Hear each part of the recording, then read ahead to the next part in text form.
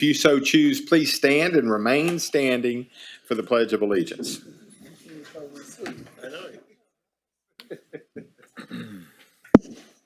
Let's pray. Holy God, through you all things have come into being. It is out of the abundance of your love and the working of your hands that we stand gathered here today. So today we, with gratitude, look at the work of those in this community and the work given to them. Works of service, works of assistance, works of building, of maintaining, of financial wisdom, of community, of safekeeping, works of love and grace, every single one. We give thanks for the gifts you have given these who do this work, and we give thanks for those in this community whose work makes this city a gift. Holy God, we also look to the work of those in positions of leadership, tasked with the hard work of ensuring that the many that make up this city are able to flourish in their diversity. Give them the wisdom and discernment that they require in order to uphold this place. Allow them to see all as worthy of attention and service, but with a special eye toward those most vulnerable and in need of support. Holy God, we also look at our own hands and feet, knowing that communities like this aren't built from the top down, but from the people themselves. Make us all to feel a sense of responsibility and ownership for the good of this place. Let us all see ways that we might seek the good of our neighbors, looking out not just for ourselves, but for the most vulnerable around us. Give us the gifts and wisdom we need to respond to the presence of violence with peace. Grant us ways of knowing one another that allow us to speak with charity and humility, and lend us hearts of compassion and ears to hear, so that the strangers around us become neighbors, become friends, become windows into seeing and knowing you more. We give thanks and praise to you, Holy God, the one in whom all things hold together. Amen. Amen. I pledge allegiance to the flag of the United States of America and to the republic for which it stands, one nation, under God.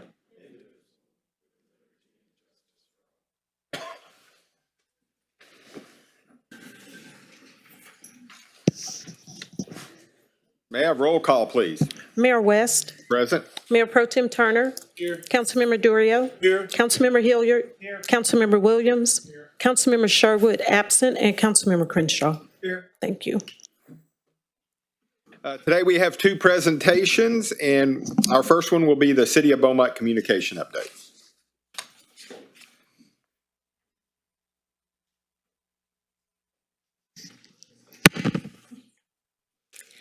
Good afternoon. In this week's announcements, the City of Beaumont Office of Emergency Management is continuing to closely monitor Tropical Storm Bertha. While the current forecast shows minimal impacts to our area, city crews are already taking proactive steps by clearing drainage ditches and making sure emergency response equipment, including high water vehicles, are ready if needed. The city's Emergency Operations Center is coordinating with local, state, and federal partners to stay prepared. And also we encourage residents to do the same by reviewing your family's emergency plan, keeping an eye on the latest weather updates, and following guidance from local officials if conditions change. Stay weather aware, and remember you can always sign up for city alerts and get registered with the STAN and steer at beaumonttexas.gov/alert. School starts for BISD students on August 12th, and now is the time to get registered. You can find everything you need to know about student registration and enrollment on the district's website, bmtisd.com.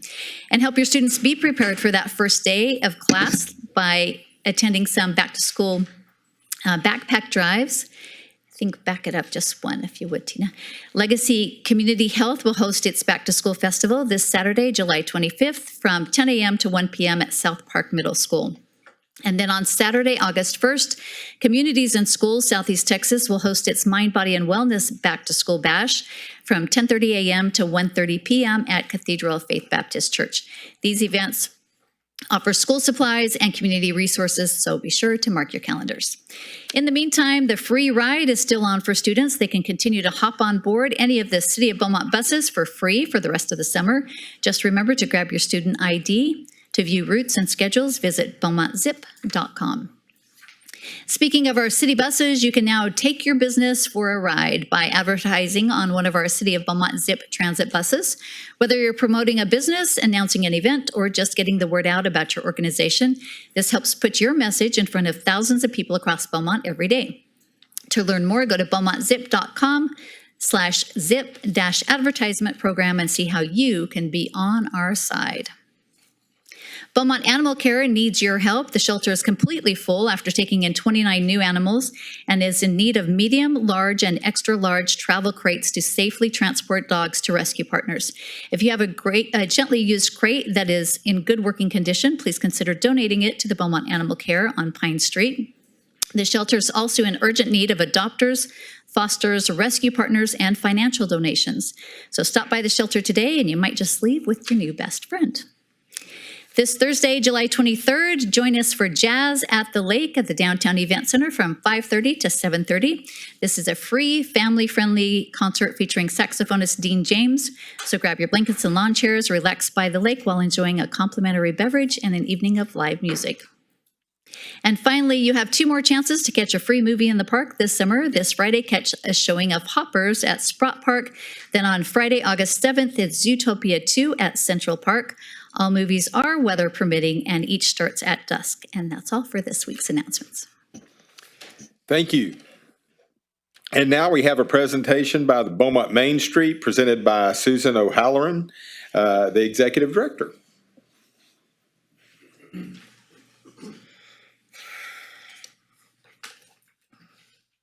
Good afternoon, Mayor, members, City Council, and City leadership. I'm Susan O'Halloran, the Executive Director of Beaumont Main Street, and I'm honored to present our annual update to you today. For those who may be new to our work, the Main Street program,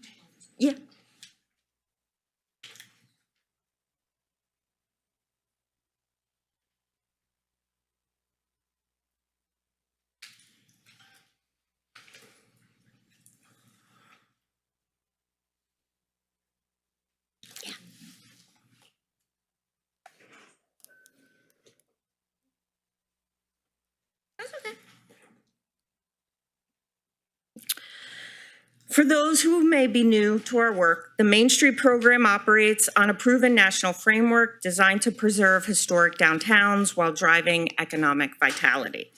Our focus centers on the 4 key pillars, which is economic vitality, design and beautification, promotion, and organization business support. We're actively pursuing a $3,000 security grant to directly support 3 downtown property owners in modernizing and securing their buildings. This targeted investment proactively upgrades public safety and enhances property values downtown without putting a strain on multiple municipal resources. We're applying for additional grants such as the CDBG and infrastructure funding, which would support sidewalk connectivity, pedestrian accessibility, and downtown streetscapes.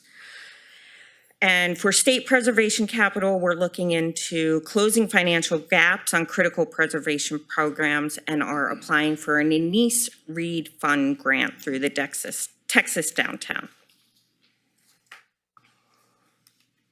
Economic impact downtown and transforming vacancy into value. Since our founding, Beaumont Main Street has facilitated over $200 million in private investment, property acquisitions, and structural rehabilitation right here in our historic central business district. Every dollar spent downtown isn't just cosmetic. It's actively revitalizing real estate and restores tax value to our city. While we have strong momentum, we face a critical rebuilding phase as roughly 25% of our historic buildings downtown remain vacant. Our goal is to convert these underutilized spaces with investors to active retail shops, restaurants, and professional offices to expand Beaumont's municipal tax base. Interest from citizens, small business owners, and entrepreneurs is strong. They want to be downtown. The primary barrier lies in getting property owners aligned to active, adapt, and to sell these long vacant structures. We need catalytic wins that will initiate development and lower barriers to entry rather than waiting for a single all-in-one solution. Program and community highlights. Beyond economic incentives, vibrant downtowns require active foot traffic generating events. Our flagship community festivals like Dogtoberfest brings thousands of residents and visitors into the city center, showcasing local storefronts and creating measurable economic surges for downtown restaurants and retailers. We actively connect residents to Beaumont's history, waterfront assets through diverse programming, which includes our adult and school port tours, regular wine tastings, and quarterly speaker series that are planned for 2026. And these are designed to educate the public and to keep downtown top of mind as a cultural hub. We've had youth civic engagement with Westbrook High School Key Club and Kelly High School by Westbrook participating in key events like Dogtoberfest and a beautification program planned for later this year in downtown. Kelly High School has initiated a junior Beaumont Street Club. This initiative teaches high school students the principles of historic preservation and urban stewardship by preparing the next generation and civic leaders right here in Beaumont. We're aligned with city goals. Our work directly aligns with city's priorities for downtown revitalization, tourism, and small business support. Looking ahead to the coming year, our key focus areas include more events downtown and closing the gap financially for investors with our revolving loan fund, tax credits, opportunity zones, and targeted grants. I want to emphasize that Beaumont Main Street doesn't operate in a silo. We exist and thrive as a true public-private partnership. We are deeply grateful for the City of Beaumont's direct support. Your contribution provides a foundational portion to our annual budget, which directly funds our operational staff and daily advocacy for downtown. Simply put, the city isn't just funding an outside organization. You're investing in a dedicated team working on the ground for downtown every single day. Here's where the real value comes in. We match the city's investment dollar for dollar. For every dollar provided by municipal funding, we raise an equal dollar through membership investments, corporate sponsorships, and signature events like Dogtoberfest. The means to the city investment is effectively doubled before we even start our project work. We use that leverage funding as a magnet, bringing private developers, grant opportunities, and new small businesses to the table to invest their own capital into our historic center. Sustaining momentum with budget alignment. By sustaining this core shared funding model, it guarantees we have a steady, dedicated staff to execute long-term strategic plans downtown. Our call to action is council engagement. We would want to invite you to be active champions of us. Beyond joining us at events like Dogtoberfest, we want to team up on grants and partner on downtown preservation policies with an open line of communication. Our doors and lines of communication are always open. We aim to work closely with city departments to make things smoother, whether that's guiding property owners through historic tax credits or bringing new business into Beaumont.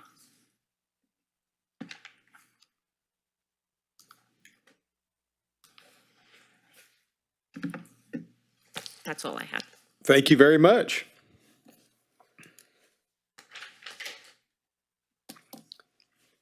And for those that were here for presentations and you would like to leave, now's the time to do so. And we're going to be moving into public comments. So if you have, it looks like we're using green sheets today. So make sure you fill out your green sheet and get that turned in if you would like to make public comments. And you may make public comment on the consent agenda, regular agenda items 1 through 6, or any other topics. Citizens wishing to speak on items 7 and 8 will be given an opportunity to speak during the public hearing. The city clerk will call your name when it's your time to speak.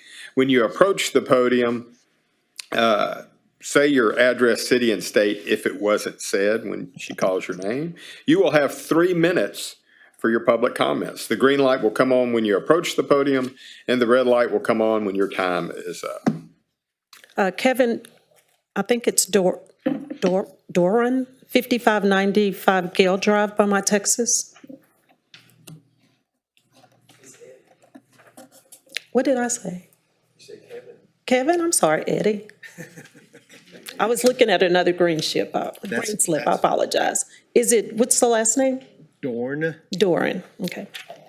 I live at 5595 Gale Drive. Okay, my two agendas are, number one is the sewer issues. I'm not having no sewer issues when it doesn't rain. It's when it rains. That's when it really, I can't flush my toilet. This has been going on for about 5 years. And the city put a check valve on the sewer line, meaning that the pressure from the water going into the sewer is not backing up to my house, but then I don't have that much room to where I'm able to use for my restroom or my toilet. So that's been going on for 5 years. I'd just like to know when where I live at is on the agenda to where they're going to start fixing that area. I live in North Beaumont, so. And the other thing is, I called the city about trash on 69 by the mall. The city says it's TxDOT's responsibility, but then TxDOT said it's the city's responsibility to cut the grass. Nobody picks up trash before they cut grass. They just run over the trash and it just spreads all over the place. So they're saying it's y'all's responsibility, and TxDOT's saying it's yours, or about vice versa. So I don't know, it's just little issues of just beautify Beaumont. Because when I have people come and visit, they see all the trash, it just makes this area look really bad. So if I can get a call back or my email about the sewer, I talked to Mike Harris. It's just getting tiresome after 5 years. Just every time it rains, the sewer line is compromised. So that'd be great if y'all can call back and get in touch with me with both issues. Thank you. Thank you. Albert Harrison, 1240 Ashley, Beaumont, Texas.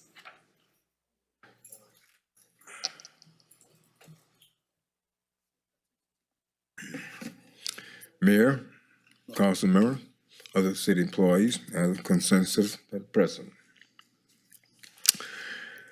Today, my comment is precisely pertaining to trash pickup.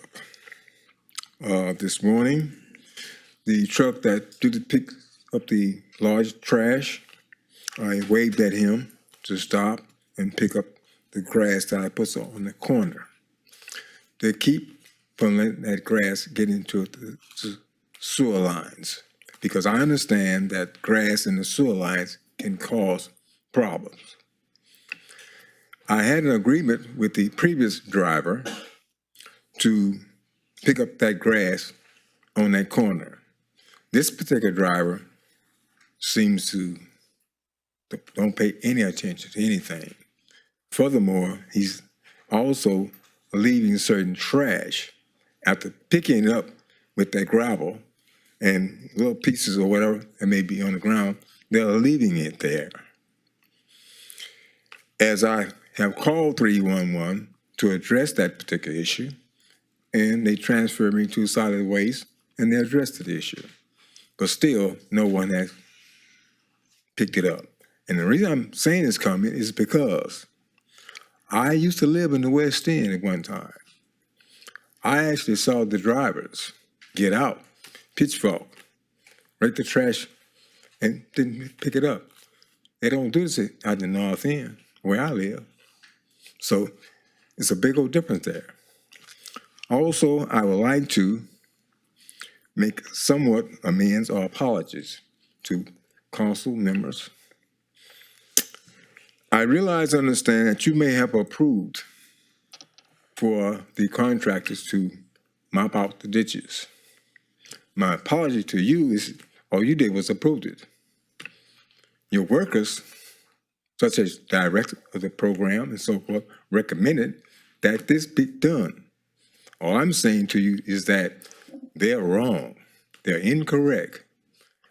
I've never seen ditches in this area where exposed pipes. So they dug too deep. Now I'm seeing stagnant water, which is, in my opinion, creates and causes mosquito infestation. Now, all I'm saying to that is that it does not take a rocket science to figure this out. You dug the ditches too deep, and water is now stagnant. This area where I live had never flooded. I even had people to come live with me during Hurricane Harvey because they couldn't get in the house. Thank you. Thank you, sir. Charles Paul, 5615 Phelps Road, Beaumont, Texas.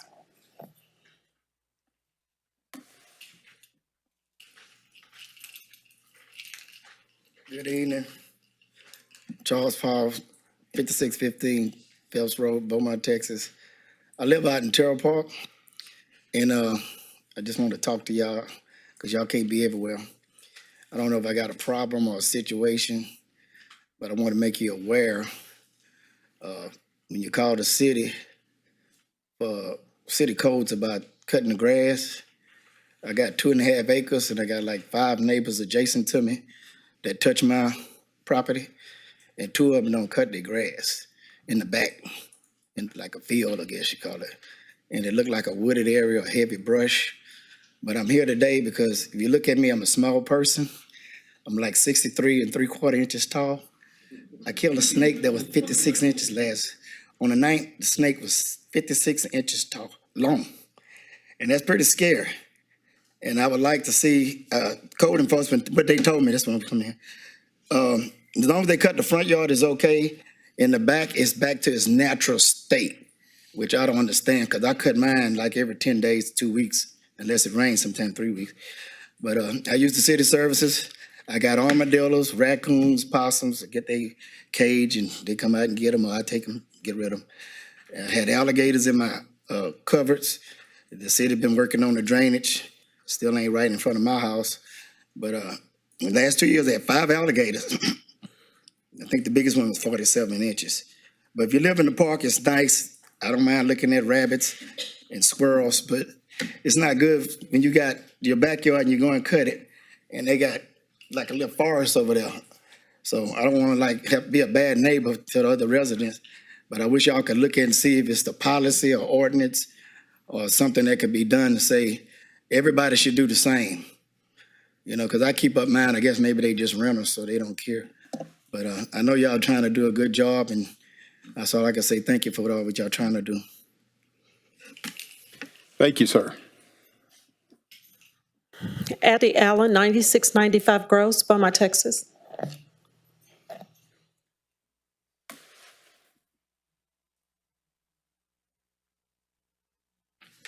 Good afternoon to the mayor, city manager, and council and administrators. Been a while since I've been here, but I've been stacking it up.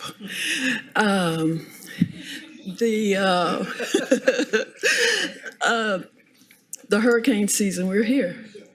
And today, unlike most Tuesdays, it's not raining. It's beautiful, it's hot, and I'm sweating. But you know what? That's a good thing. I still would like to see council going into your budget period looking at an evacuation plan, and I know you have one in place. But as far as the citizens, you know, the alarm. You know, if a hurricane or tornado come in, usually it's early in the morning and you're asleep, you're snoring. but that's dangerous. I've been in that situation in Oklahoma, and it's not good. And we're still sitting on it. You know, it's time to look at it seriously. You know, if you have to get with the county, I've talked with them. They say it's the city, so it's round robin. Okay. The other thing is, I was reading in one of the packets about an environmental administrator for the city. And I'm wondering who, or have you advertised for that position? Because when you're talking about an environmental administrator, you're talking about like this water is crossed up with this sewer. And who is an industrial hygienist in the city? So are we just playing with words? You know, I need to know that. Somebody talk to me. I've been in health and safety and I understand that. Now, as you were an environmental administrator from TECQ, then you got a water problem where it was crossed with the sewer. Then you got a problem with, I listened to your budget hearing or workshop, and it seems like there's people that are not being charged, undercharged, overcharged, don't know where the meters are. So how can we see, when you get ready to go into budget period, where you've recouped money? We're always getting money. We're always charging fees. I'm sick of it. I pay my bill online. I got to pay $1.99 to pay my bill. You know, so I understand dollars and cents. But let's see where you're showing that you're recouping some money that's being lost. And the other thing that I wanted to mention, since I've been gone a long time, the change orders. When is there going to be an ordinance for change orders, whether it's no money, some money, or what? The ditch digging. Thank you, I'll ma'am. talk about it next time. Thank you for your service. That's all I have, Mayor. All right, thank you. There's no other public comments. We'll be moving into the consent agenda. Is there a motion and a second for the consent agenda? Move to approve. There is a motion and a second for approval of the consent agenda. Are there any questions or discussion? All those in favor of approving the consent agenda, please signify by saying aye. Aye. Any opposed? The motion is carried. Mr. City Manager, would you take us into the reading of item number 1, please? Yes, sir, Mayor and Council. Item number 1 is to conduct an election for Mayor Pro Tem. Councilman Turner was elected Mayor Pro Tem on May 20, 2025. And according to the city charter, the city council shall elect one of its members as Mayor Pro Tem for a 1-year term.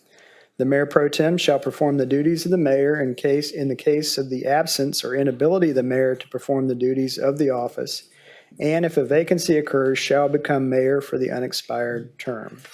And the administration recommends that we conduct an election. All right, thank you. Is there a motion for, anybody would like to make a motion for Mayor Pro Tem? I make a motion that we select Corey Crenshaw as Mayor Pro Tem. All right. Is there a second? I'll second. There's a motion and a second. Any other discussion? All those in favor of approving Corey Crenshaw as the Mayor Pro Tem, please signify by saying aye. Aye. Any opposed? No. The motion passes. Mr. City Manager, may we have the reading of item number 2?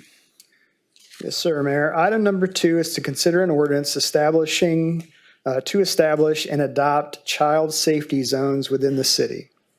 On July 7, 2026, at the request of council, a work session was held to review an ordinance that would establish child safety zones within the city.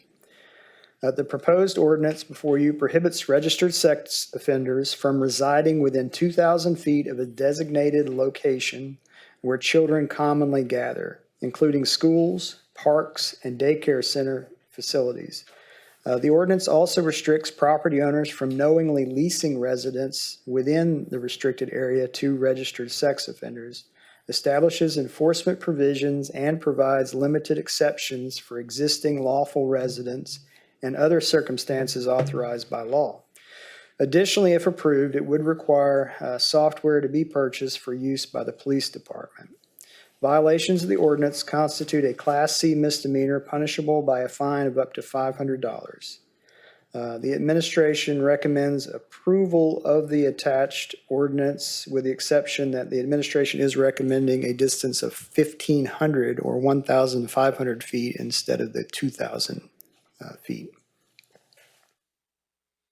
All right, is there a motion for item number 2? There's a motion and a second for approval of the item number 2, and Councilman Crenshaw?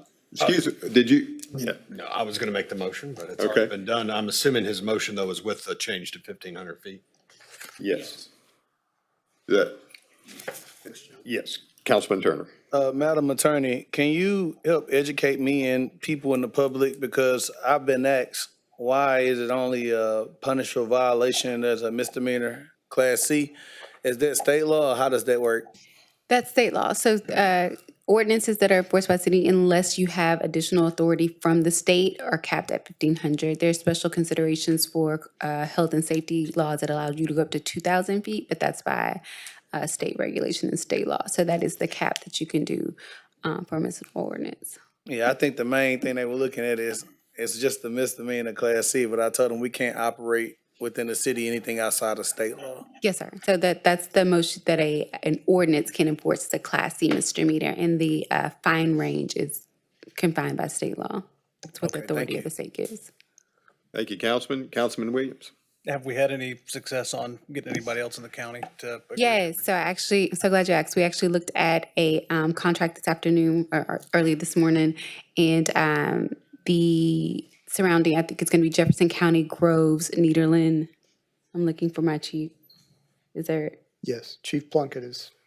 Port Arthur? Is that all the ones? Port Arthur, is it Jefferson County, Groves, and Nederland? Did I miss anybody? Yeah.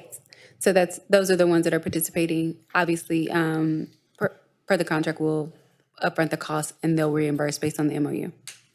Thank you. Any other discussion? All those in favor, please signify by saying aye for item number 2. Aye. Any opposed? The motion is carried. Mr. City Manager, may we have the reading of item number 3, please? Yes, sir. Item number 3 is to consider a resolution authorizing the city manager to award a contract to Texas Materials Group Incorporated of Beaumont for the Street Pavement Preservation Citywide Phase 3 project. The Street Pavement Preservation Citywide Phase 3 project consists of pavement milling and profile milling, localized asphalt stabilized base repairs, and the placement of a thin asphalt concrete pavement overlay on 22 streets throughout the city. On June 25th, 2026, 5 bids were received for furnishing all labor, materials, and equipment for the project. It should be noted a total of 628 vendors were notified of the available work. The engineer's estimate for the contract was $4.2 million. The bid totals are indicated in your packet. Staff reviewed the qualifications and supporting documentation submitted by the apparent low bidder. Based on that review, the bidder did not demonstrate the experience, equipment, resources, or self-performance capacity required by the bid specifications for a project of this scope. In addition, the project references provided did not demonstrate comparable pavement preservation experience. Therefore, staff attempted to obtain clarification regarding these requirements, but was unable to receive the information necessary to address the identified deficiencies. As a result, the bid is considered non-responsive. The Public Works Engineering staff recommended rejecting the apparent low bidder and awarding the contract to the second lowest bidder, Texas Materials Group Incorporated of Beaumont, in the amount of $3,503,036.85 as the lowest responsive and responsible bidder. Contract provides 245 days, calendar days rather, for substantial completion. Funds are available from certificates of obligation. The administration recommends approval of the resolution. Is there a motion for item number 3? So moved. Second. There's a motion and a second for approval, and Councilman Turner, you had a question, and Yes, for clarity, Councilman. we have 22 streets in here. Can you explain to people exactly where they can go to locate what 22 streets are going to be addressed throughout the city? So I know if you go right now to the Public Works, essentially if you go to the Public Works project map page, you can see Phase 1 and Phase 2, and I'll defer to our Public Works Director, Molly. I assume Phase 3 will be posted pretty short order. It'll be posted this week. Yes. Yeah, man, it'd probably be helpful if maybe, I don't know if we can probably work with communications, just get a post out there. I would say our productivity with Phase 1, Phase 2, and this was upcoming for Phase 3. So, you can just notify people what's going on and where it's going on at. Yes, sir, we can do that. All right, then Councilwoman Sherwood and Councilman Crenshaw. I'd also like to see when we get with communications, some make sure we have complaint information out there if there's a complaint or issues with the work that's being done or things of that nature, as with the ditching, and the ditching was touching other things or trash being left in other places, and all the things inside of that communication of what streets are being done. Where do you get the complaint of an issue that's happening, something out there where people can access that easily? Also, in addition to the 22 streets, I like that. What is considered substantial completion? What does that mean? Can somebody help me? So substantial completion means that they have completed, as far as the contractor is of the opinion that it is complete. So that means that they're submitting what they consider the final pay estimate for all the quantities of the contract. Then we conduct the final inspection, and then that is where, when we're ready for final inspection, that means that they are substantially complete. The final inspection typically will reveal deficiencies along the way that they need to correct. And then once those items are corrected, then we can issue the final pay estimate, which releases the 5% of the contract that we withhold until everything is finally complete.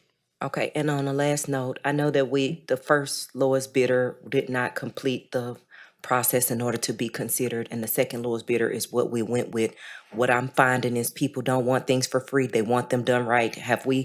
Do we have a relationship with these people where these people have been vetted and we've used them before? Do we know their history, or to make sure that we're getting people that are gonna do the job right for the money is, the total is one thing, but the quality is imperative as well.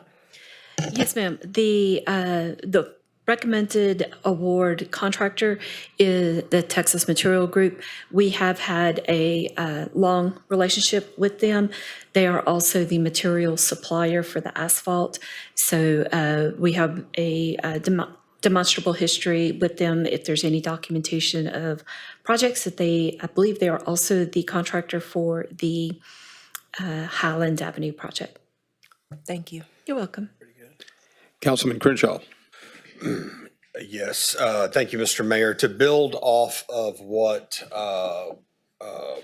Councilwoman Sherwood just went into detail on, Texas Materials Group, I'm very pleased to see get awarded this contract. I've learned a lot more about concrete in the last year than I ever thought I would know in my life. And Texas Material Group was responsible for if you're driving down Cardinal Drive and you're headed towards Lamar from here, there's a large section of the feeder road that TxDOT redid within the last year or two.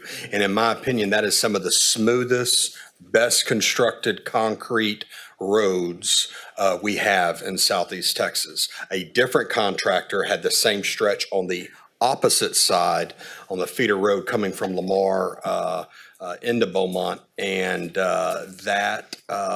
while it's good, it's a noticeable difference. And I was told that contractor, that was the very first time they'd ever done that type of a concrete road before, and is the reason why we have a little difference there in quality. That said, I think Texas Material is a good company, and I'm pleased to see them get this contract. So well done to staff and getting this done, and to asking some additional questions with the low bidder, because as we've learned in the past, unfortunately, the low bidder isn't always the best, but I think in this case, the group getting it is in fact going to be the best bet. Thank you. Any other questions or comments? All those in favor of approving item number 3, please signify by saying aye. Aye. Any opposed? The motion is carried. Mr. City Manager, may we have the reading of item number 4, please? Yes, sir. Item number 4 is to consider a resolution authorizing the city manager to execute change order number 2 to the contract with East Tex Utility Construction for the Phelps Road Drainage Improvement Project. On November 4, 2025, the City Council awarded a contract to East Tex Utility Construction of Beaumont in the amount of $1,080,289 for the Phelps Road Drainage Improvement Project. Previous change order number 1 in the amount of $5,300 is attached for your review. Proposed change order number 2 in the amount of minus $56,363.70 is needed to adjust the estimated quantities in the contract to reflect the actual quantities used to complete the project. If approved, change order number 2 would result in a new contract amount of $1,029,225.30. Funds are and have been available in the project from certificate of obligations as well as community development block grant hazard mitigation funds through the state. The administration is recommending approval of this resolution. Thank you. Is there a motion for item number 4? Second. There is a motion and a second for approval of item number 4. Is there any questions or discussion? Councilman Duria. Yeah, this project, it hadn't rained at the house. And for y'all don't know, I live on Phelps Road since last week sometime, and these newly dug ditches are still holding water. The boxes are still holding water. It's not draining off. It's like evaporating. And it has been a while. And I mean, are they finished? Because it doesn't seem like they have the flow right. Some places, the ditch is way lower than the culvert under people's driveway. Have y'all done the final inspection? The final inspection has been performed, and we're going to go take a look and see what is happening in those locations. I mean, it's holding water, I mean, it's with the mosquitoes and Well, all that. we're also, there is, since we're not placing sod, and that's going to be the only way to make that go back so that there is no water visible until when the grass is there. And so sometimes you are going to have a silting effect because right now it's just hard clay and the grass isn't going to grow on that. So there is until the silt accumulates and we get the vegetation back. And sometimes they will leave some room for that to happen. But if they have over excavated and they need to go back and address it now that it's rained, because when we had the final inspection, that was about 60 days ago. We hadn't had any rain. So we're going to go back and take a look at it and see what we need to address. Yeah, And there's still a 1-year warranty period as well. They also had some spots where when it rained real hard, the side of the ditch just gave way and fell into the ditch where they had just dug it. It just collapsed. That was an additional erosion issue. There was something else that took place in that location where we had the big washout. Okay, well, as long as y'all know about it and gonna keep an eye on it and get it done right. Yeah, there had been some vegetation that had been stacked there, and then I think that when that vegetation went to be picked up, it destabilized that edge of the soil. Then when the rain started, it washed that corner out. So there was a little bit more. It wasn't directly related to the ditching work that was done. Okay. Thank you. Councilman Crenshaw. Yes, to echo on what Councilman Durio said, that's not the only complaint. There's been numerous complaints about the same issue. And last night, the local news coverage of city issues was hard to watch. If you, serve and love this city, it was one broadcast after another of people with complaints about the city. And what's frustrating about this, Molly, and you do such a wonderful job your team does a wonderful job, but this was done to improve things. And it seems like all of these complaints are telling us that the situation has gone backwards since our improvements, that, you know, ditches that didn't hold water before are now holding water. So it's extremely frustrating to get those types of complaints when, you know, we're telling people that we've just spent $1 million and things are going to get better. And so as the engineer here and the expert here, Molly, why would a ditch that was draining previously that's now been, quote, cleaned out, not draining? Is there a particular reason why I wouldn't be doing that? If there's issues with the grading of it, then yes, if there's low areas for it to hold water. But that is different from the fact that we have increased the capacity of that ditch to carry more water in a rain event. And that's what we've done. That was what this project's intent was to do. Okay, so in layman's terms, what is grading? Is that cleaning? Grading is the slope at the bottom of the ditch. Slope at the bottom. So the purpose of this project was to expand capacity of the ditches to, in essence, hold and let water flow off, as opposed to cleaning them out so they flowed better. This was an improvement project. This was not just the maintenance of the mopping out of the bottom of the ditch. Okay, so it was both mopping and grading. Yes. Okay, so it looks like we may have been successful in the grading, but the mopping. We increased the sizes of the ditch. We increased the sizes of the culverts of the for the driveways in this ditch. It was to increase the capacity in response to the major rain events that have impacted the flooding in this area. This was not like the roadside ditching contract, which is just the mopping, which is only going to excavate the bottom flow line of the ditch. Okay. And in particular to this, who on staff has been out to inspect the problems on Phelps that have developed since the project was finally inspected? The latest issues that were brought to our attention were brought up earlier this week. So my engineering staff has been going out there to take a look at it. I just got into the office this afternoon, so I haven't had a chance to get more information. Okay, great. Thank you. Thank you. Yeah, Councilwoman Sherwood, then Councilman Duria. And I'd like to echo kind of what Councilman Crenshaw is saying. I think that when we're doing these projects and we're spending this money, we've got to make sure that it's being done right. And I don't think that they're not doing it right. I think that perception is reality when we're dealing with constituents. When I perceive there to be a problem, in my mind there is a problem. There may not be a problem, but my perception is reality. When we've got news people and constituents coming with problems that we've technically addressed or fixed, but it does not appear to be addressed or fixed, as a council, we are being held to the fire that we are completing projects that are not complete or are not being completed correctly, or whatever the case may be, when they come up to our face and start saying, well, y'all spent this money and y'all did this, but I got this now. Or y'all spent this money and y'all did this, but now I got this now. We're not necessarily attacking the work that's being done, but we've got to be honest that perception is reality when we're dealing with our constituents. So if we can kind of speed some of this along with particularly projects that are complete or considered to be complete, that's going to be important. Thank you. Councilman Mayor- Duria? Yeah. No, so the way I'm understanding, y'all increased the capacity of the ditch. So basically, instead of doing the work for it to be able to flow more freely, you made it bigger so it could hold more water? To carry more water. We don't want to hold.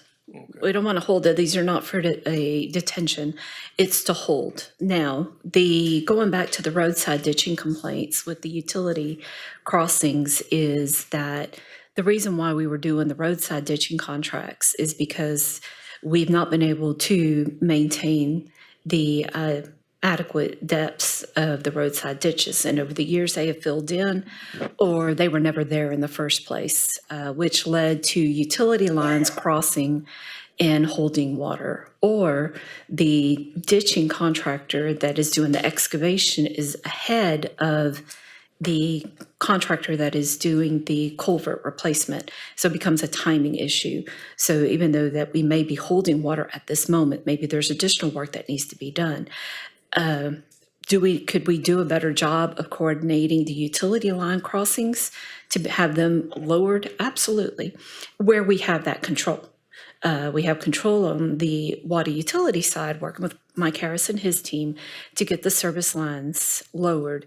We don't have control over the gas company and their schedule to lower their lines. So there is that challenge where the ditch has been excavated. The service lines are still there in the way, holding water. Or even more complicated than that is a sewer service line that is too shallow that then has to be lowered and is going to be a barrier until we are able to get that adjusted to restore the full flow of the water. But to your question, Councilman Durio, it was to increase the capacity to make the ditches larger in line with the ditches that are in that neighborhood that were improved by Drainage District 6. So is different companies that excavate the ditching and replace the culverts, they're not working together? Different crews. Different crews. Yes, and so you're going to go faster doing the excavation and then come back and then to do each individual driveway. So, but it is separate crews. And so the ditching crew is going to go out there first and establish the grades of the ditch. And then the ones that need to adjust the driveway culverts are going to come behind that and do that. And then last, it'll be the crew that actually restores the pavement on those driveways. But the one that put the culvert in, they are the ones that's supposed to make sure that it matches with the ditching so the water will flow the right way, correct? That's the goal. That's the goal? Well, and that's where we're going to go back. I'm getting, my phone's blowing up because they're, yeah, so there's more, they're trying to send me information and my brain can't process it this fast right now, sorry. But yes, they are supposed to. It is supposed to align. Now, we're only adjusting the culverts that are 3 inches or more out of grade. So that can be 3 inches higher or 3 inches lower. Now, if they're 3 inches lower, yeah, you're going to have up to 3 inches of water in that culvert. And that is not going to affect the carrying capacity of that culvert. But and also too, if it's going to be within 3 inches higher, there is going to be a little bit of water being held until that bottom of that ditch silts in and the grass starts growing.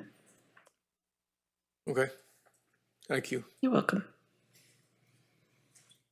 And City Manager, do you have something? I know Councilman Turner has a question. Molly explained it pretty well. We may work towards get a communication piece out on, because we have miles and miles and miles of open ditch, and it's a critical part of our drainage infrastructure. And so, I think it's important to maybe try to explain how that system works. And it is tough, especially when you're increasing capacity, to make sure your grades are level so that you absolutely retain no water. I just know from observation and experience, when you grade an open ditch like that, it tends to hold a little water until the vegetation grows back. So we can try to get some information on that. But having said that, on the Phelps Road, we're certainly, it sounds like Molly's getting back out there to make sure that everything's in order. Just one quick question. Yes, sir. You keep saying when the vegetation grows back. So I notice a lot of them are not weed eating their ditches. So should they weed eat the ditch or leave that vegetation there? Vegetation would be grass, but if the grass starts to grow too high, then the whole purpose of cleaning out the ditch is lost, because that becomes a barrier to the water being able to flow in the ditch in a rain event. Yes, they should be mowed. I think there's an ordinance to that effect. If the ditch is 4 feet or deeper, then we would need for the city to go out and keep that ditch mowed. I think mine is deeper than 4 feet because it's over my head.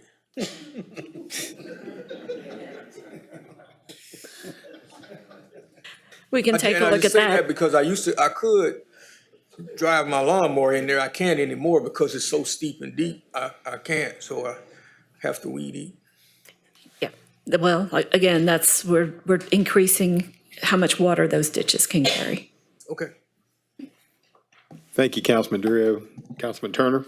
I guess on Phelps Road, y'all got a height requirement because you don't know Brother Paul. But no, seriously, the ditches, when they're graded, are they supposed to be a certain level below the culverts? Is it like a certain height requirement or measurements that has to be below? All of the ditches, when we went through the design, they were surveyed to make sure that they are flowing in the right direction. So then, once they do that survey and establish those grades, they also shot the elevations of the culverts. And so any culvert that was 3 inches either higher or lower from that proposed sloped line, those are the ones that were going to be adjusted. But if they are within that 3-inch or 6-inch range, they were left in place. All right, and my last question is, you don't have to answer it out loud, but I kind of been keeping tallies on which contractor we getting the most complaints about. I'd like to know who done this project. I was just gonna say the same thing. The ditching project, who's the contractor on that? But we don't have to answer that right now.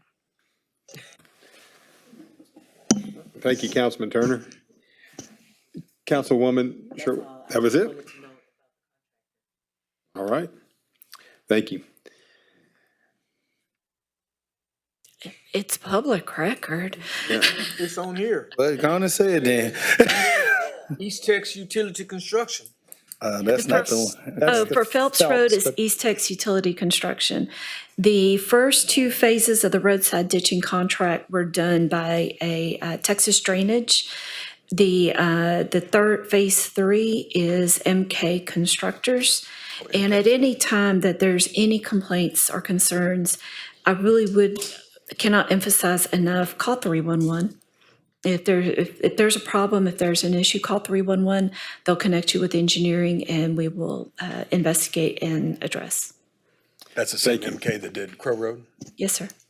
But I guess you don't know who it falls on when it's 3-4 contractors working on one project, but okay. Again, different crews and capacity to do work, and that's what we take a look at. Any other questions or discussion? All those in favor of approval of item number 4, please signify by saying aye. Aye. Any opposed? Motion is carried. Mr. City Manager, may we have the reading of item number 5, please? Yes, item number 5 is to consider a resolution authorizing the city manager to award a contract to CF McDonald Electric, Inc. of Houston, Texas for the Pine Street Surface Water Treatment Plant Generator Improvements Project. The project consists of improvements to the emergency power generation and fuel supply system at the Pine Street Surface Water Treatment Plant. The work consists of relocating an existing generator, removing an existing generator and fuel tank, and installing a new generator, fuel tank, and associated equipment. Project also includes the installation of fuel piping and related structural, electrical, and instrumentation components.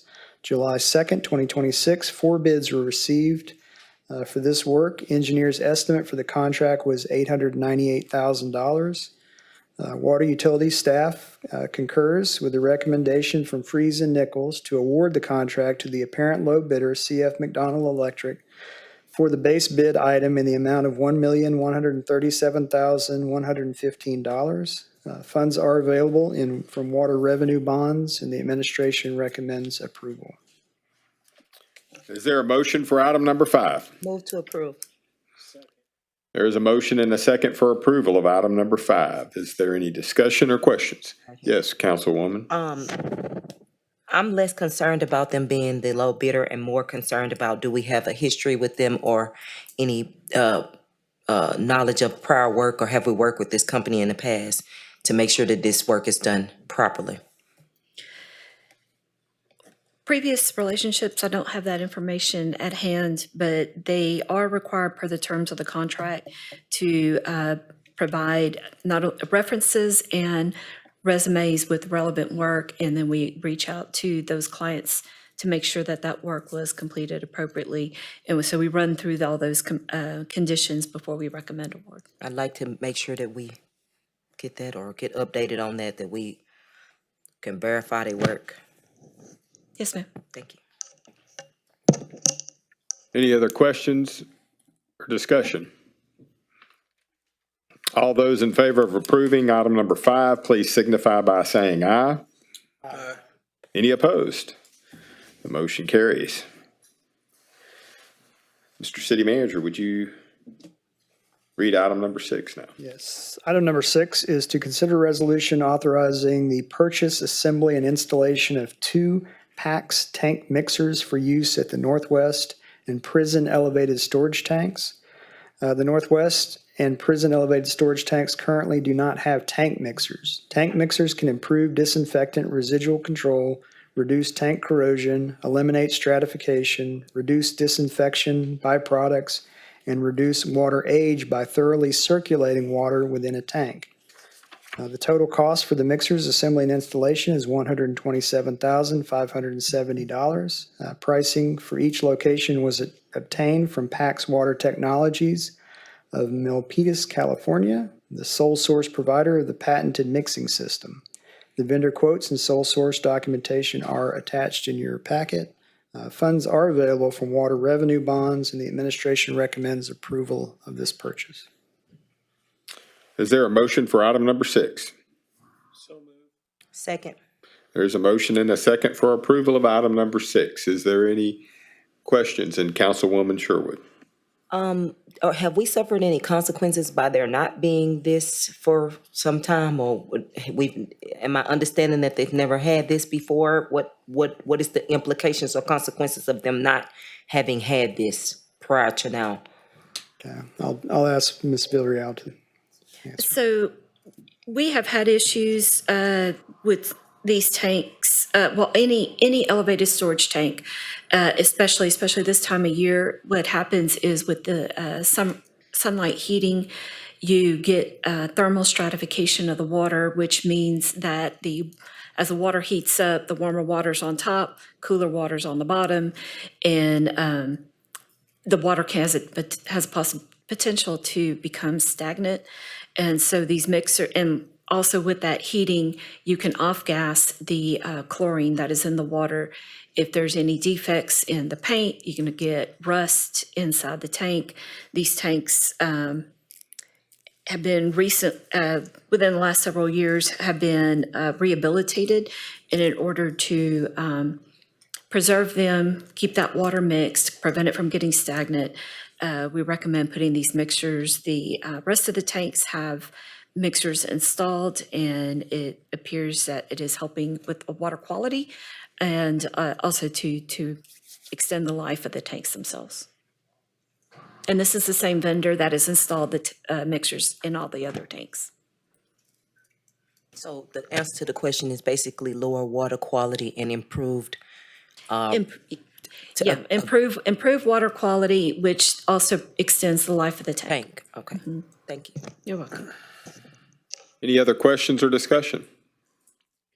All those in favor of approval of item number 6, please signify by saying aye. Aye. Any opposed? The motion is carried. Mr. City Manager, would you take us into the first public hearing, please? Yes, sir. The first public hearing is finding and ratifying the determination of the Public Health Director that public health nuisances exist on the property owned by North Star Multifamily Beaumont Portfolio Manager LLC at 2450 West Lucas Drive with a legal description of Calder Highlands, the north 132 feet, Lot 5, Block 3A, Lot 6, Block 3-1, and order the owner to abate public health nuisances within 10 days. If the property owner fails to comply within 10 days, staff is requesting City Council authorization to abate said property without further notification to the property owner of City Council action. And I do believe we have our Health Director, Mr. Kenneth Coleman, to present this item.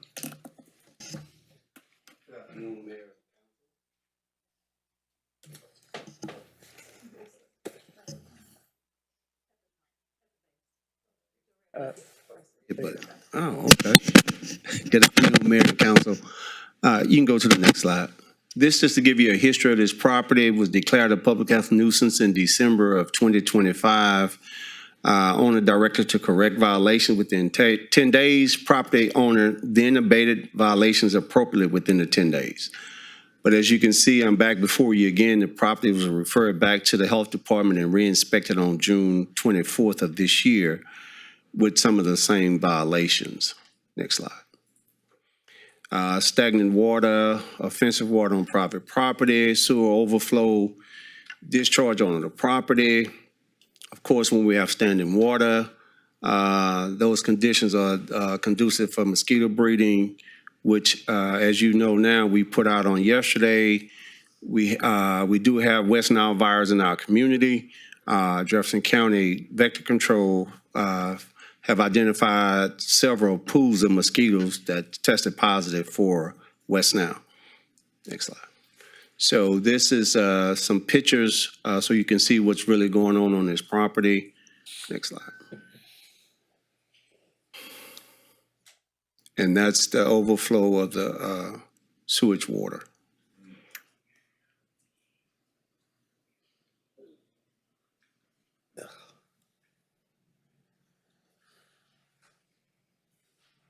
Questions?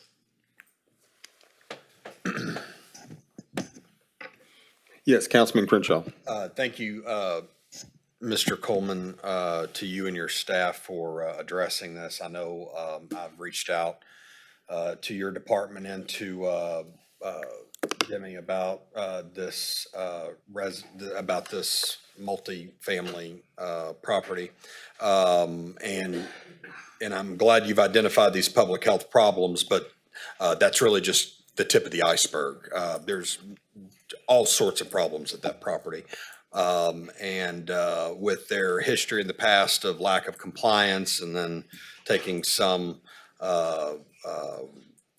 changes, I guess, in order to get back into compliance, this situation is very bad for the people that live there. It's not their fault that the people that own this facility are doing such a poor job of maintaining it.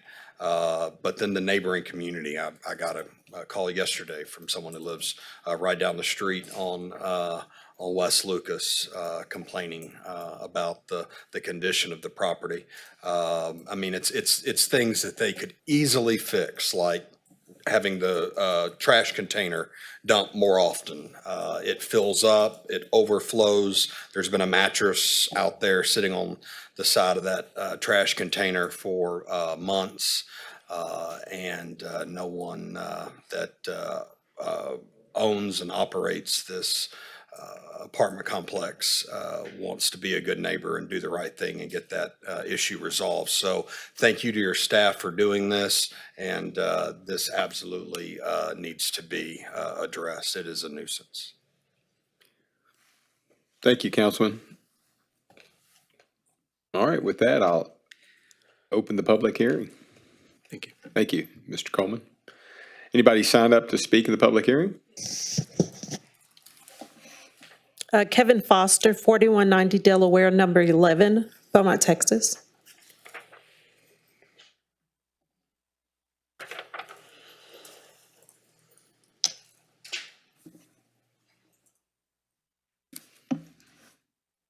Good afternoon, you all.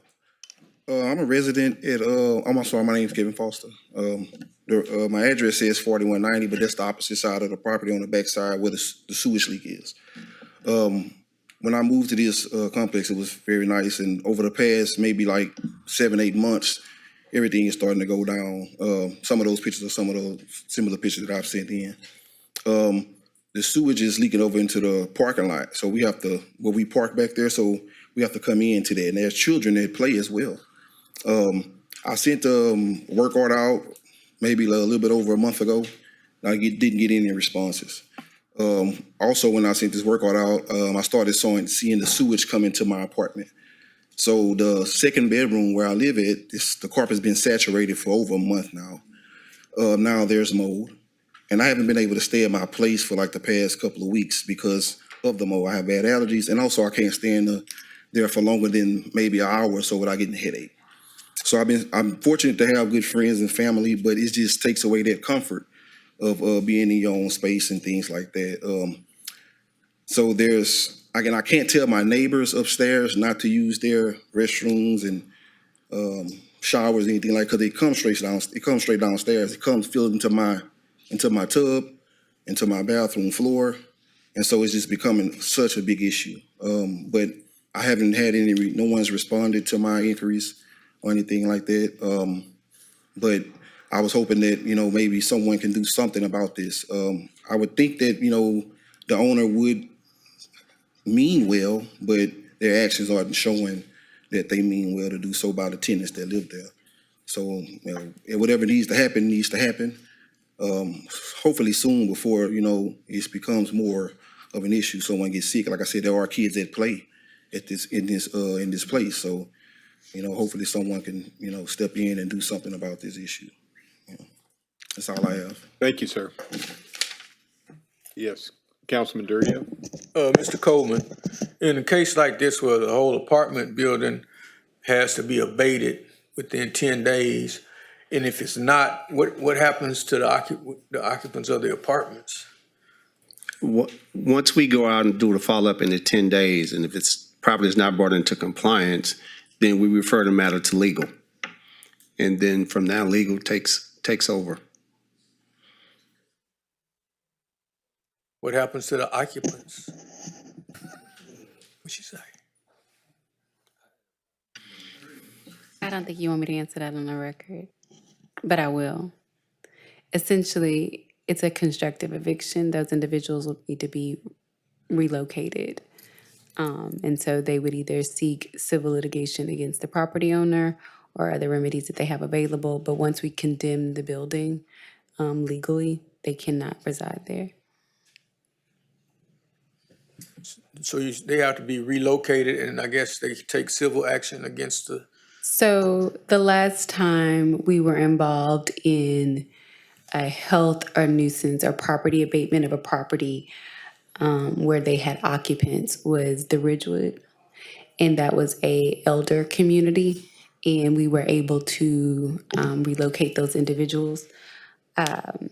Most of them were in dire need of medical care, so they needed to be sent to a hospital. Most of them went home to families, but others of them, because they required care and couldn't live on their own, had to be placed in other nursing home facilities. This is a residential neighborhood, so obviously these individuals will need to be placed in areas that can accommodate them and their families.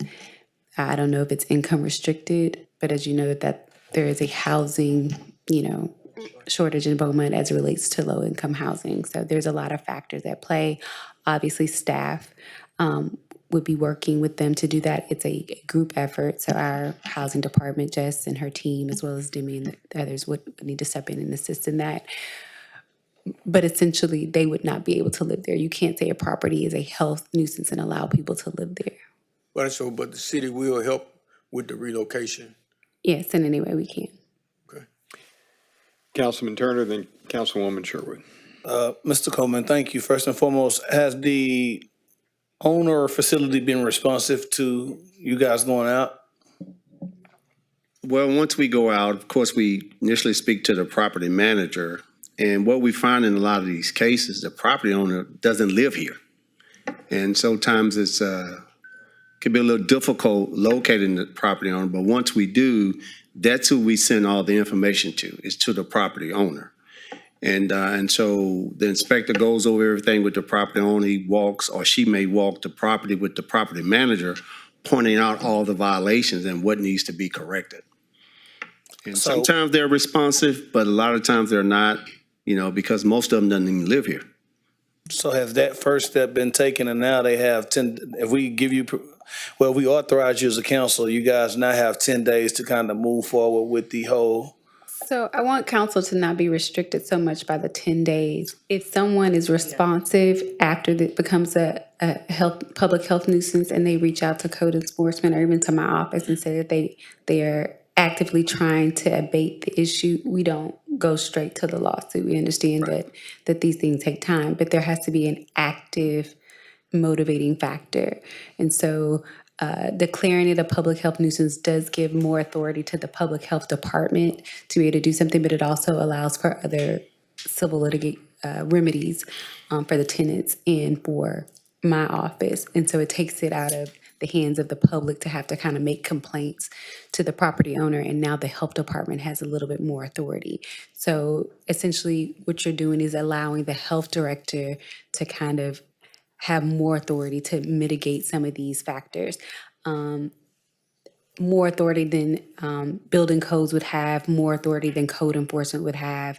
The health authority has a lot of authority once it's empowered by council that it's been determined that it's a public health nuisance. It's almost like, think about Mario, when he hit the star and he get all it, that's what this is. You get the extra juice. So it's right now, it's, obviously they can do those things. And like I said, code enforcement, all those obviously go out, but declaring it a public health nuisance increases the authority of the public health authority to implement some things. I understand. Well, I'm one of 7 and I'm ready to hit the star, so I get it. Typically, what we do in situations like this here, we'll go back out, we'll reach out to the property owner, even though they would send a letter notifying them that they had the right to come to council today to speak on their behalf. But like for the sewage issue, then, we ask them, okay, what's your plan moving forward? So they have to show us that they have a contract with a plumbing company. They have to show us all this, that they have contracts in place to get the work done. It's not that we just take their word for it, but if you have a plan of action, you have to show us in writing that you have a plumber that's coming out to rectify the issue. So, Councilwoman. Well, my question was along the lines of if or when this 10-day notice would affect those people that may have to be relocated, things of that nature. This open dialogue gives them a heads up to kind of be prepared for what could be coming. However, as I understand it, this 10 days could be mitigated through some repercussions as far as them getting the work done or doing some other things. However, if it's unsafe while the work is being done and those people have to be relocated, does the city play a part in any of that? Or is that just something that they got to bite on their own and figure it out as they go? What part do you mean? Like we can assist in any way we can, but that's really not that's a service we're providing. That's not a responsibility of the city. Gotcha. So like their contractual obligation is between them and the landlord or the property owner or property management company. And so the city weaves that line very carefully not to interfere with contractual relationships. If we go to court and a judge orders, the judge could easily order that the property be vacated. He could also order that the property owner relocate these individuals or pay for them to be in hotels. There's a lot of things. Like I said, there are very few times when we deal with properties that are occupied. And the last one, like I said, was a nursing home. And in that situation, the property owner wasn't willing to pay. And it was declared a public health nuisance. We did determine that it was dangerous for those individuals to be there. So because they're elderly and infirm, there's some services that are available to them through the state, and we partner with them to make sure that these individuals are relocated. This is a different situation because it's family, so it's not as easy, but obviously the city will assist in any way we can, but there's nothing we could do to essentially pay for them to stay somewhere or give them vouchers to stay somewhere. That's not something that the city can do. Mayor, Yes. in response to Councilwoman Sherwood's question also, we will, our hope is that the owner is responsive and works to address it within the 10 days. We will monitor the situation to make sure that if it draws out that it's still a safe situation as they're trying to abate the issue. I will say in my review of the file, I think the owner is listed. There's one address in Houston and one in, I think, McKinney, Texas. And to my knowledge, the review of the file is they have not been responsive at all. And that's what I'm concerned about, because if people are going to be needing to be relocated, we're going to get a bunch of calls about that. So, yeah, just thinking in the front. All right. Do we have anybody else that signed up? No, sir, that was it. Okay. The public hearing is now closed. Mr. City Manager, may we have the reading of Item number 7, please. Yes, sir. Item number 7 is to consider an ordinance finding and ratifying the determination of the Public Health Director that public health nuisances exist on the property owned by North Star Multifamily Beaumont Portfolio Manager LLC at 2450 West Lucas Drive with a legal description of Calder Highlands, north 132 feet of Lot 5, Block 3A, Lot 6, Block 3-1, and order the owner to abate public health nuisances within 10 days. If the property owner fails to comply within 10 days, staff is requesting the city council authorization to abate said property without further notification to the property owner of city council action. And the administration is recommending approval of this ordinance. All right, is there a motion for item number 7? So moved. Second. There is a motion and a second for approval of item number 7. Is there any further discussion or questions? Just one quick comment. Yes, sir. Chris, if we could please, I realize that the public health nuisance is separate from code enforcement issues. Yes, but God willing, this apartment owner does respond to us escalating this. I'm optimistic that in addressing the public health nuisance, we also can please get them to try to address the code enforcement issues as well. Yes, sir. We're aware of high grass issues, we're aware of the dumpster issues, we're aware of property maintenance issues, and we will certainly work to abate all of those. Great, thank you. All right, all those in favor of approving item number 7, please signify by saying aye. Aye. Any opposed? The motion is carried. Mr. City Manager, would you take us into the next public hearing? Yes, sir. Next public hearing is to conduct a public hearing to receive comments regarding a grant application to the Federal Transit Administration and Texas Department of Transportation to receive operating assistance funds for the Beaumont Zip transit system. The public hearing is now open. Has there been anybody signed up to speak on this item? Okay. Yes, so as part of what we're asking today is something we do every year, because as you're aware, the transit system is supplemented by a variety of funds. Of course, there's city fund, general funds that go into the system, TxDOT funds, FTA funds, and then of course the fare is paid by the riders. So we just want to give you a brief overview of the system, since this is an opportunity to do so. So the first slide you see here is just an overview of the routes of the system and then the time of operation of the system. So you see Monday through Friday, 6 a.m. through 9:30, Saturday service, 7:15 to 9:30. And then, of course, we have a special transit service, which supplements our fixed route service. And a little hard to read, but this is the map of the transit system with all the different routes. And as I mentioned, there is a special STS service. And again, this is essentially a supplement to our fixed route, which allows certain eligible riders to have essentially door-to-door service. It should be noted there is a capacity issue. There's a scheduling issue. So it's not unlimited because it is a very good service. But again, it is limited to a certain clientele. So I showed you the map earlier of the system. This is the count provided by ZIP of the 2025 ridership for each route. And a little hard to read, but I'll show you the next slide is essentially the same numbers by route.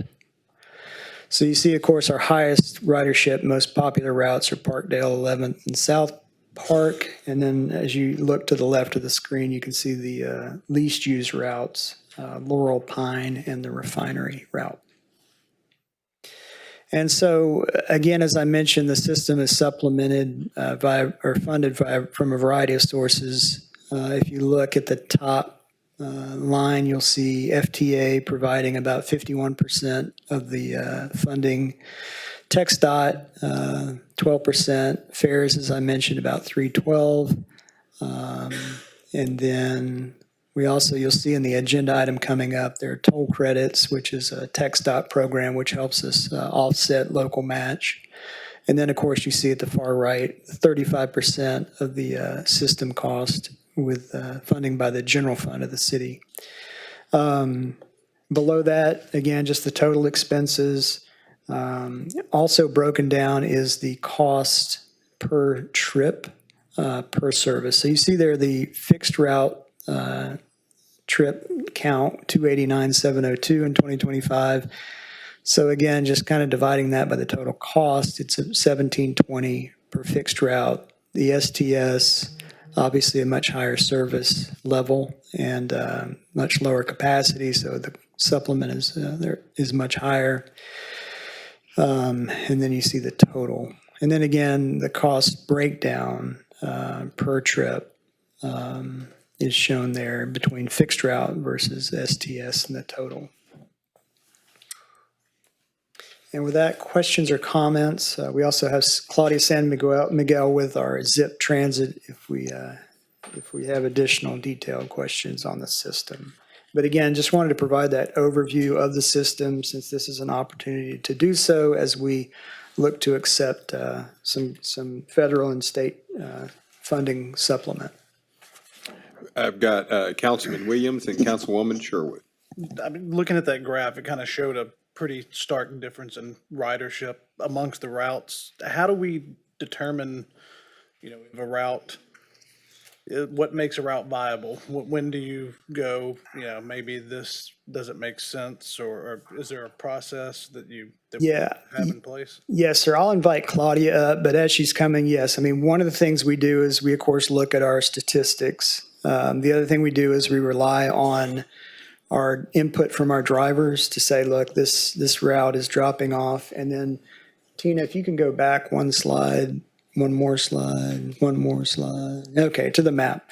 So again, part of the challenge too is, as we talk about our low ridership routes like Refinery and Pine, the reality is they are low ridership, but we want to try to cover as much of the city as possible. And so that's a challenge too. While we look at those decisions, that's also part of it too, is because if we start removing large sections of the city, then that can impact the whole system. So Claudia, did you have any more feedback on kind of how because as y'all know, we've done some route adjustments lately.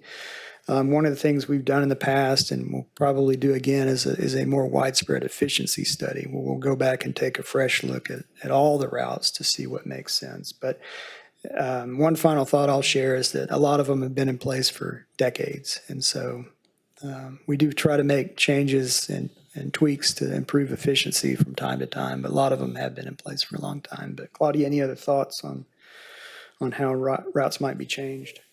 Well, good afternoon, Claudia San Miguel, your general manager for transit. There's always going to be opportunities for improvements, and we've been discussing a couple of them over the last couple of months and presenting opportunities. If you remember, we did a couple of minor realignments, I want to say about 6 months ago. Those were more aimed to bring smaller efficiencies and to address some of the concerns caused by the textile constructions and detours in different parts of the city as a result of the construction. So it was not necessarily 100% driven by ridership.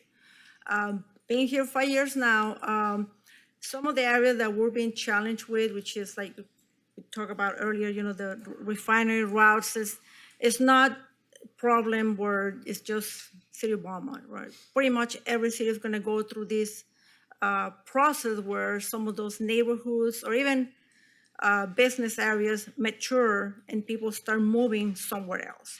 So what used to be thriving neighborhoods, families, and this and that, that's not the case today. And that's what we're faced with, where we see some of those Refinery, Pine, and even some of the Magnolia. They're older neighborhoods and not necessarily where the new constructions are coming in, where these multifamily apartment complexes are in, where your transit-dependent population people are going to live. So the need for realignment is definitely present.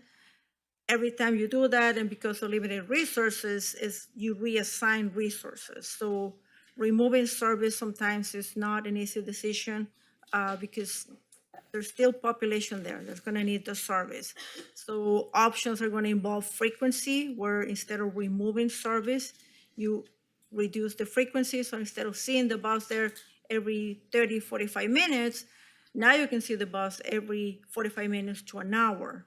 So there's different options that we can definitely put together and consider to address those low ridership areas, routes, without removing the service completely, because as we know, transit, it is a lifeline for many, many residents, depending on those areas. They depend on us to go to work, go to school, different destinations, and I can definitely talk forever about the paratransit services, how they depend on us to just their basic needs. So the opportunities are there. So it's just putting that together, with your direction to move forward with realignments that instead of just removing service, potentially just reduce the frequency. You're not going to see the bus as often. That will bring in efficiencies, savings that at the end of the day, either the city can decide to just keep it as savings or expand the service where it's needed somewhere else. So the opportunities are there. It's driven pretty much for neighborhoods that have mature, businesses that are not present. There's not that many workers trying to go to this area or not. So that's pretty much what we're seeing. Thank you.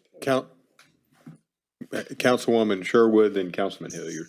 I was trying to find a text message that I had received from a lady about the bus routes, and I'm kind of glad that this was going, but I can't find it.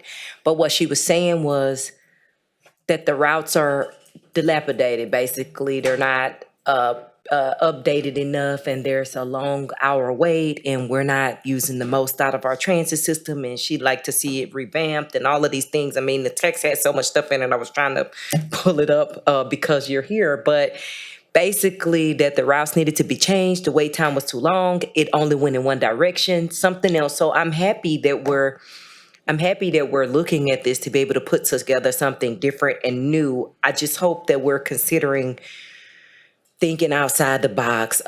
She's from another city, and she came here and she was saying how the transit system was not up to date to move people around easily, basically. And so I'll find it and get it to the city manager, but I'm glad that we're revisiting this to update it. So how is the ad campaign going for the bus wrap? So the advertisement campaign came in strong at the beginning. We have a lot of inquiries, a lot of people asking, and we were providing information, but somehow it's taking a long time for those people to actually come in and go ahead and execute the contract. Yesterday morning, I received an email, and it was interesting. I've not been able to share with Demi, but there is an advertisement company that wants to advertise on every single bus. I'm still waiting to see this thing coming through to fruition. So hopefully, by the next time you see me, I want to bring great news, and you're going to see that money coming in. I was really excited to get that email. We're still going through the details. Apparently, it's an advertisement company. They're going to sell the advertisement. So it's all good. They're going to be doing the legwork for us. So it's all good. So hopefully by the next time I come and speak to you all, bringing good news. Okay. Can you forward one slide? One more. So on these numbers here, is this, I would assume that this is the same riders riding 2 or 3 different times? Do we have any way to, I'm just guessing that when they get on, they say one rider. They don't say, oh, it's Pete again. He's been here 3 or 4 times. So a lot of these numbers are going to show these riders that are riding more than once on these buses. So it is hard to tell. Obviously, the person is going to board the bus, pay their fare, and go on. Really, we don't have a way to identify each specific passenger. But traditionally, your transit-dependent population is going to be the same day in and day out. Okay. Our biggest challenge is to attract the non-transit-dependent population, which is where you're going to see on the bigger cities where their, transit is pretty much the preferred mode.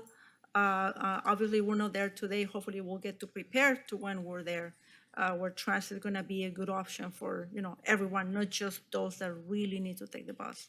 Now, what does it cost to ride a bus? It's $1.50 for a regular passenger, and your paratransit is $2.50. Okay, thank you. Yes, sir. Councilman Crenshaw. Yes, and I'd like to talk some numbers, just so I'm clear. The overall annual budget for transit is 6 million thereabouts, correct? 6.142285 estimated for 2025. Okay, and what for 2020, well, let's talk 2026. What are we budgeted for 2026 that the city contributes? Is it similar to this 2.1 million? It's similar. If you hold one, I believe it's 1 second, I'll 6.2. get 6.2 million. 6.2 million. Okay, so this year 6.2 million, and the city's contribution in 2026 is 2.1 million?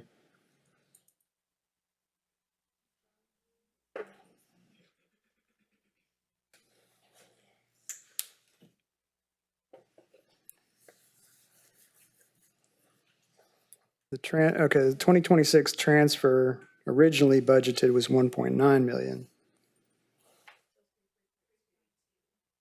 And that's what I was getting to.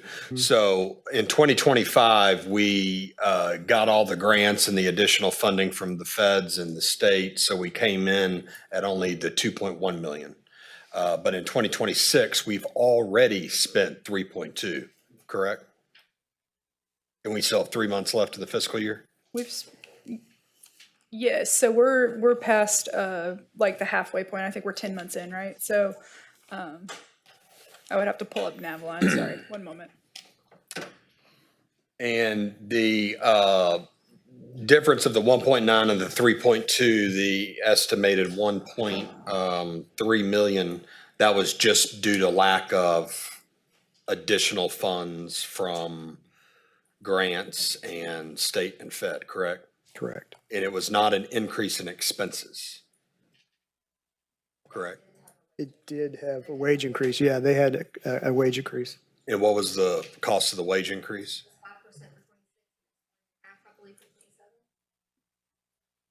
So, Yes, so 5% is 5% of what? 5% of the total prior amount of wages. wages. That is current, so. They're under contract. They're contract employees. My fear is that, 1.3 million in our current budget overage for 2026 is significant. Between employee benefits and transit, we nearly doubled our deficit. So here's where I'm going with this. Of a $6.2 million budget, if we reduce the frequency of the routes by, say, a third, does that reduce the budget spending by a third? You're gonna have fixed costs. Correct. So I guess that's where I'm getting at. What is, if we were to reduce y'all don't want to eliminate routes, so you say we want to reduce the frequency of some routes. What if we reduce the frequency of, say, all the routes? We did an across the board route frequency diet. What does that shrink percentage-wise our overall budget? I'm trying to figure out how much we would have to decrease the frequency to make up for this 1.3 million this year and what we should probably anticipate is going to be 1.3 million next year. Yeah. I think we would have to look at those numbers because you'd have to look at each line item individually. But I mean, your fuel, obviously that's, you're traveling less, your fuel's going to be used less. Okay. But I mean, things like, you're going to have your insurance, you're going to have your maintenance costs. None of those are probably going to substantially change. Okay. So, I mean, you'd have to go line item by line item. I don't think that's. Well, Operational, yes, if you. All can right, get so to- it doesn't sound like we have that data right Well, now. we do have an early estimate. There's still some fixed costs that we would have to run, but we can go ahead and we've taken I will say an early look at perhaps, in other words, reducing some frequency on Well, routes. we might need to carry that over to the budget workshop on August 4th, because this is more about the grant application rather than just budgeting. I mean, these are good questions that we need to have, but it's a little outside of our scope. Yeah, but we can provide this ahead of We can time. get that information. Is the subsidies we receive from state or federal, is that based on what we spend? So just in other words, if we spend less, would those go down? It's supposed to be half of the operating. So in other words, it's supposed to be the gap between what it costs us to operate versus the fare. Versus the fare. It's supposed to be the half, but the reality is there's also some formula based on population and all kinds of things. So it's a complicated formula, but it's supposed to approximately be half. Okay. And we'll be able to get additional information on the grants to be able to make this decision. Okay. Anything else on the? All right, thank you. Thank you, Claudia.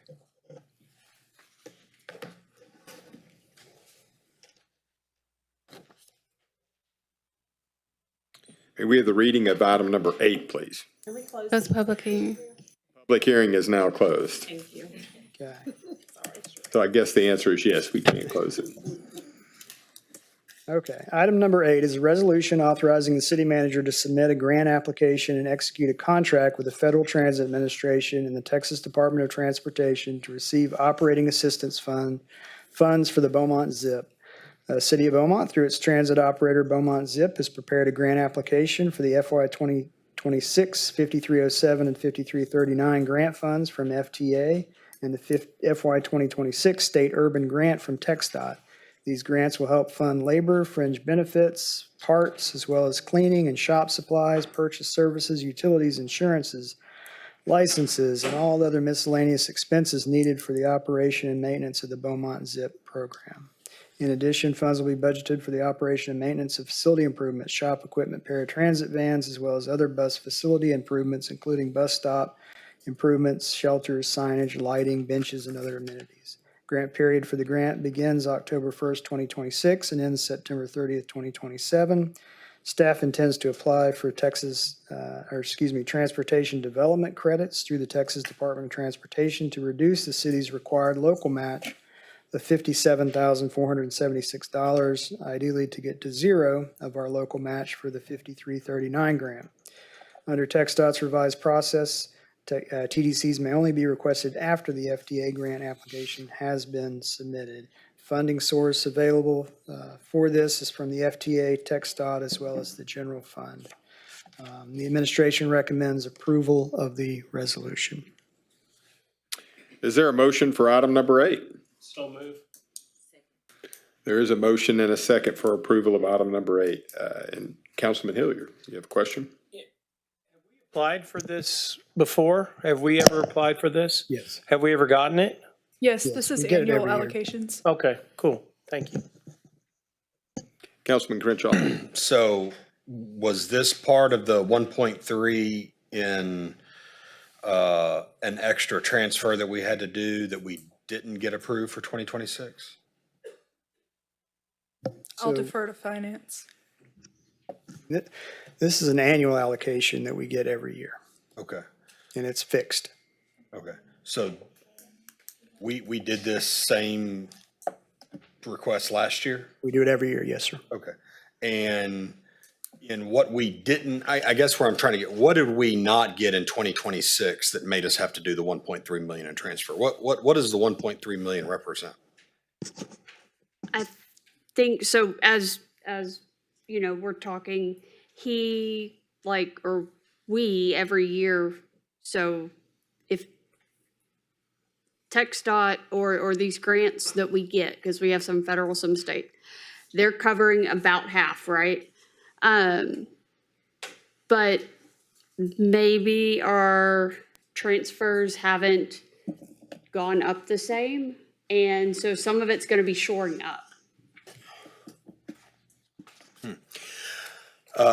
We budgeted 1.9 million for 2026, and we've so far in 2026 spent 3.2 million. What I'm trying to figure out is the money that we're asking today to approve, is this money that we asked for last year that we didn't get, which is why the city taxpayers' contribution to transit increased from 1.9 million to 3.2 million? I'm not aware of any grant that we have not received at this time. I would have to look at it, and I can have that for you on the 4th. But we should have all the grants. I thought we were specifically told that the reason why we had to spend the extra 1.3 million in transfers this year was because we did not get the grant money we thought we were going to get for 2026. If you can come to this.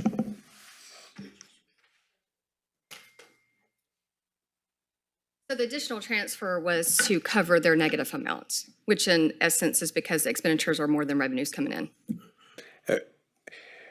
For the budget, for the next August 4th, if we could have a breakdown on what that increase is, I think that's what we're alluding to. It's in operations. I mean, they had a 5% wage increase in 26. They had a 3.5%. I get there was a wage increase.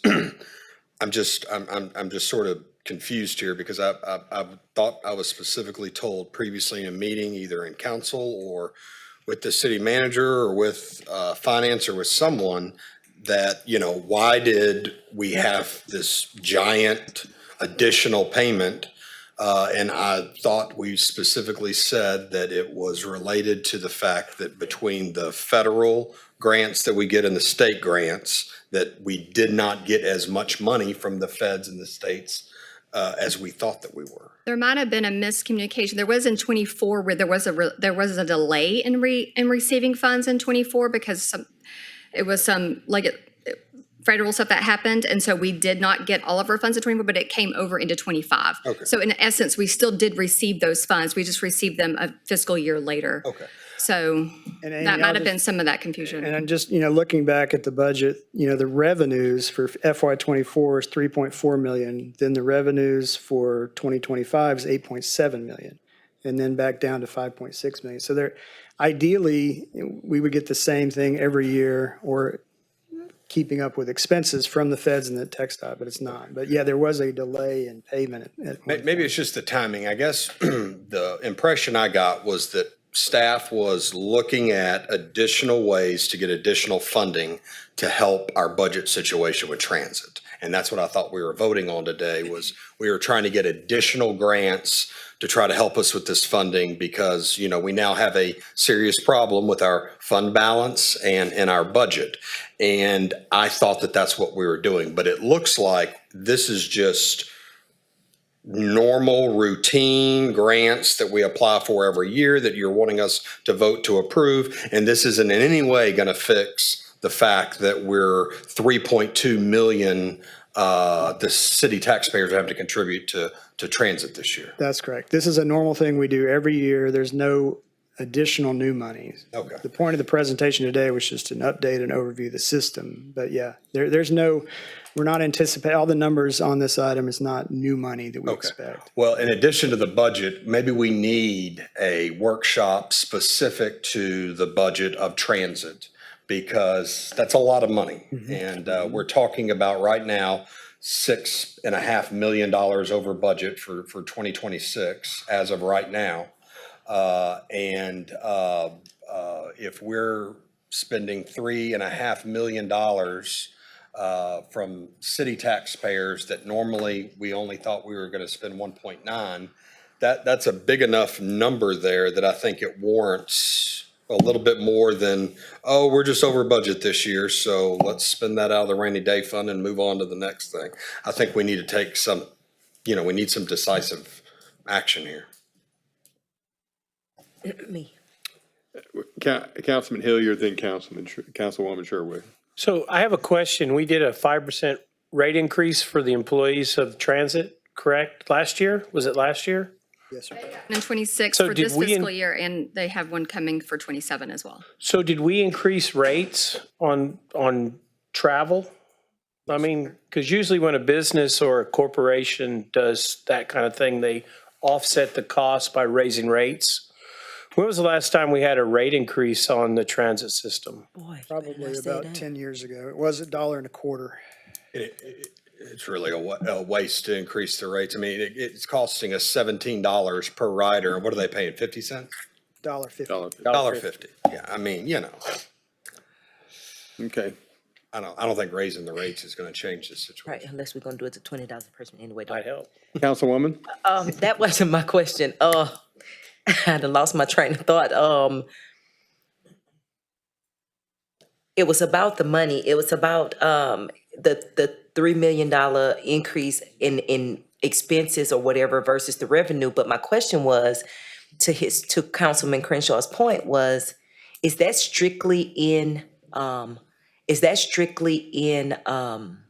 salary, or is that just across the board expenses being more things being more expensive as far as gas or vehicle maintenance or things of that nature, or is that strictly in wages alone? Well, and I think that's what we're talking about is maybe on August 4th is to kind of delve into why, if in other words, if the expenses are going up, but it's pretty fixed, I mean, relatively fixed, why was there a big increase this year? So I think we'll provide you better information. Those are good questions, just not a part of this item number 8 at this point.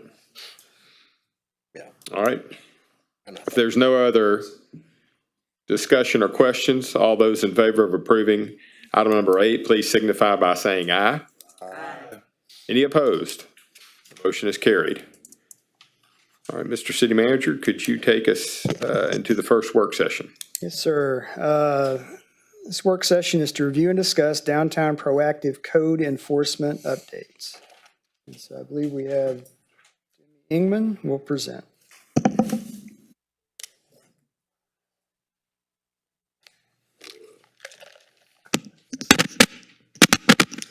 Good afternoon, Mayor and Council. As part of the city's strategic plan to prioritize downtown development and beautification of Beaumont, the council authorized a more proactive approach to downtown code enforcement in March of '24. The last time my team presented on this was January of '26. This presentation will encompass changes since then. We also did enhance the slides to help clearly visualize the areas being discussed. Next slide, please. The area outlined by the solid black line represents the portion of the central business district where staff have concentrated their proactive enforcement efforts during phase 1 of the sweep. Staff continue to conduct regular inspections throughout this area and are trying to work collaboratively with property owners to achieve and maintain compliance. The area outlined in the dotted black line represents phase 2, which has been incorporated into the city's proactive enforcement efforts since January of this year. That was the expansion that we talked about earlier. Next slide, please.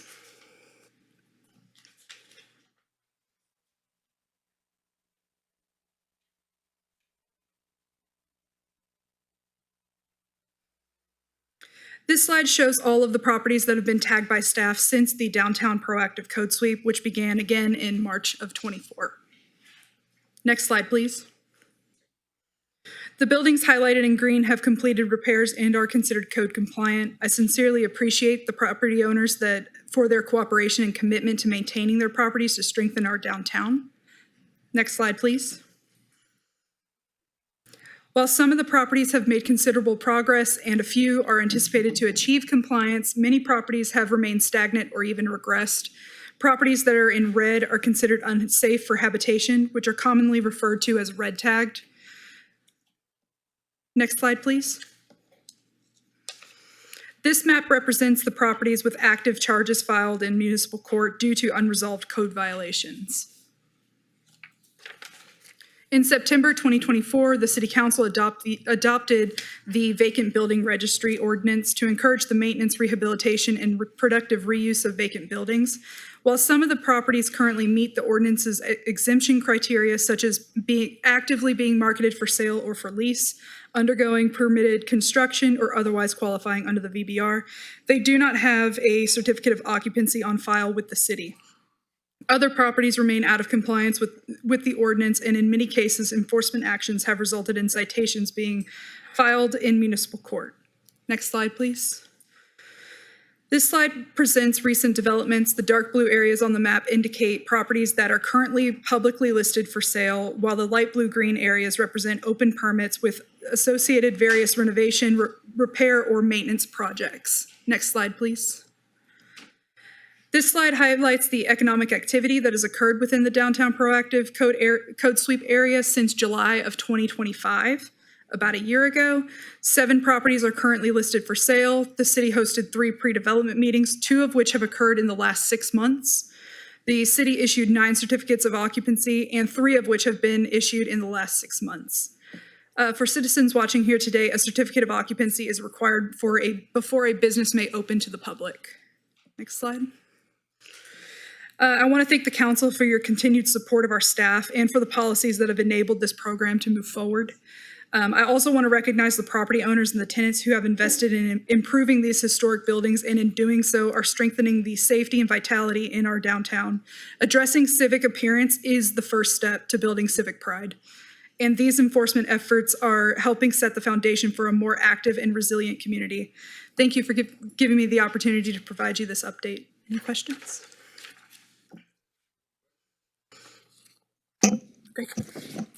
Thank you. Mayor, our next work session is to review and discuss the 312 tax abatement policy, and presenting will be Jess Prince.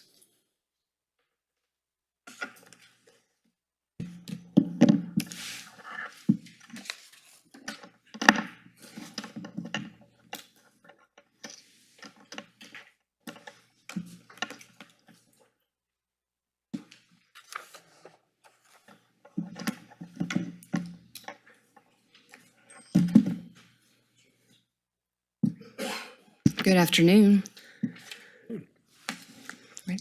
So we're here today to review our 312 policy. The City of Beaumont will be considering revisions to this policy in September of 2026. We review our policy every 2 years per state law. Sometimes we do a revision and sometimes it's simply a readoption. But we're looking today at ways that we can possibly increase opportunities for Beaumont's workforce and strengthen oversight. Tax abatement, for those watching at home or in the audience today, is an economic development strategy to mitigate substantial costs that are usually associated with construction or expansion of a facility that's enhancing the tax base of our community.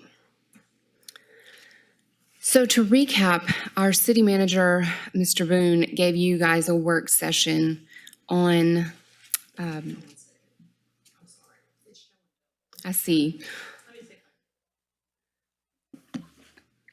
He did a work session in May, and just to recap that for anyone that wasn't present for that, our industrial district agreements,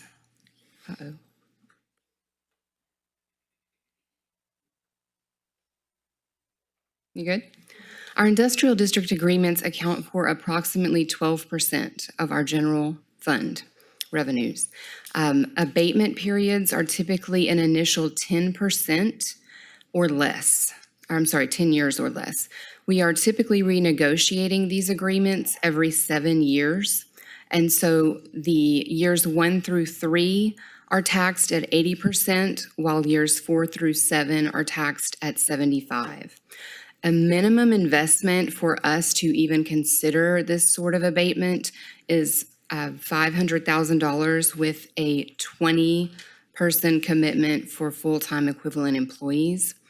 And currently, these bullets at the bottom, we're requiring reporting on their local bidding opportunities that they're providing. We're requiring them to speak to us quarterly about their local preference that they're showing for spend and for hire. And we're also asking them for justification on any purchases they're making for these projects that are not local.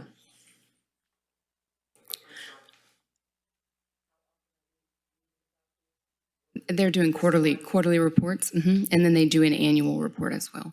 So today, what we're going to talk about, based on council's comments in May and what you expressed as things that you'd like to see or explore, we're going to look at what some other communities are doing with their abatement agreements. We're going to discuss policy revisions that we could potentially implement in September. We're going to talk about how we can increase accountability within the reporting and within the oversight that's happening between these companies, what they're reporting, how often they're reporting, who they're involving, and what whether or not they are actually delivering what their agreements are asking or saying that they will do. And lastly, we're going to look at our application, because what's important to note is that when a company comes to us with an abatement request, what they are proposing to do is captured in their application initially, if there is one. And then when we're getting these reports, it's important that they're giving us everything that we're wanting to know. And so revisions to our application is a big piece of this, and that'll be the last thing that we discuss. Councilman Turner. And I'm sorry, Ms. Jess, for interrupting, but if I understand you correctly, are you saying we're currently getting quarterly reports and annual reports directly from the industry, or are we getting it from a third party? Or Typically, many of our existing agreements also have abatement agreements with the county, and so many of them are giving us those reports jointly. And yes, quarterly. The annual has different data, and I'll talk about that a little bit in a future slide. Okay, I'm just asking because I've requested to see quarterly and annually in the past, and I was instructed to get with the county in order to do so. So I want to make sure the information we're saying today is accurate, because I have asked multiple times and I had to go through the county to get it. We can provide you the reports that we have, yes, sir. And I think his question was, is that information being provided through a third party, or is that coming from industry, or whom is it coming from? It depends on their agreement and who was facilitating that initially. So it could be any of those. Okay. Did you have one too? Oh, can you clarify, on your previous slide, you said 12% of general fund revenues comes from tax abatement agreements? Yes. And what exactly does that mean? Does that mean that all industrial taxes that have a tax abatement agreement in place, we get 12% of our general fund revenues from that? So Yeah. if they're in the city and we have an abatement agreement with them, they're typically 312s. If they're outside of the city limits in our ETJ or in industrial districts, we have about 20 plus of those. Those have industrial development agreements. So yes, if you look at our general fund budget, one of the pretty sizable chunks of revenue after property tax and sales tax are industrial taxes in lieu of annexation. Okay, but the 12% is not total industrial taxes. It's just No. 12% of our general fund revenues Correct. are simply industrial taxes that are part of 312 agreements. For industrial IDAs. IDAs specifically. IDAs and those are- 312s? And 312. Yeah. Okay. But we have more IDAs than we do 312s because Okay. the IDAs are in our ETJ. And can I just get a dollar amount on what that 12% is? It was roughly 20 million. 20,114,000. Okay, so of the 20 million annually, that is just revenue that we're getting from IDA and 312 agreements. IDAs, actually. I'm If they're in sorry, IDA. It's specific to IDAs. It's specific to IDA. Yes, it is. Okay. We have roughly 35 of those agreements. So the 312 agreements, what revenue are we getting from Those would just go into property taxes because those are within the city, so those are property taxes. And that would be a reduced amount. So, for example, we just, it's not, obviously it's not open yet and operating and producing revenue, but the city just approved the project at the port with an abatement. So that would be in a reduced amount, but it would go into the regular revenue. Okay. And where can I see, where can the public see those, that 12%, those agreements that are part of our, Was a slide in City Manager Boone's presentation that it was a pie chart specifically. I don't know if you sent that presentation out, but there was a slide that had a breakdown of all of those percentages. But are you looking for the exact companies? yeah, I'm looking for who that 12% is and what the dollar amounts are. Right, we can get that. Yeah, we have can get that that to you, internally. and we can certainly post it. But it's not part of this presentation. No. Okay. And the total dollar amounts are broken out specifically on the act for every year, but it's going to be in On the total. what every year? Sorry, annual comprehensive financial report. Audit. Yeah. Okay. You on it? I was just gonna say. Ready? Yes. All right. So these were, again, the topics we're going to talk about today based on council comments from the May meeting. What I found most prevalent in the other cities that I looked at was revisions where they're putting a larger emphasis on strengthening local hiring. They're having a much more interactive partnership in the way of quarterly roundtables, which I'll go into more detail about. Apprenticeships were a big piece of that, and then annual wraparound support. So for example, Councilman Turner had made some comments about City of Waco, and he was interested in learning more about what they are doing. I'll start out with telling you what we have in common with Waco. We're both college towns. Neither of us have an EDC, and we both have a poverty rate of greater than 20%. In every other way, the way that they are doing this type of abatement is different than ours. They have a partnership between the city and the county where they've formed a foundation that jointly owns land, and the sites that come to them or the companies that come to them to do developments are doing that in this industrial park. Each of those entities, the city and county, invested roughly $4 million apiece to get this off the ground, and they budget to support it annually.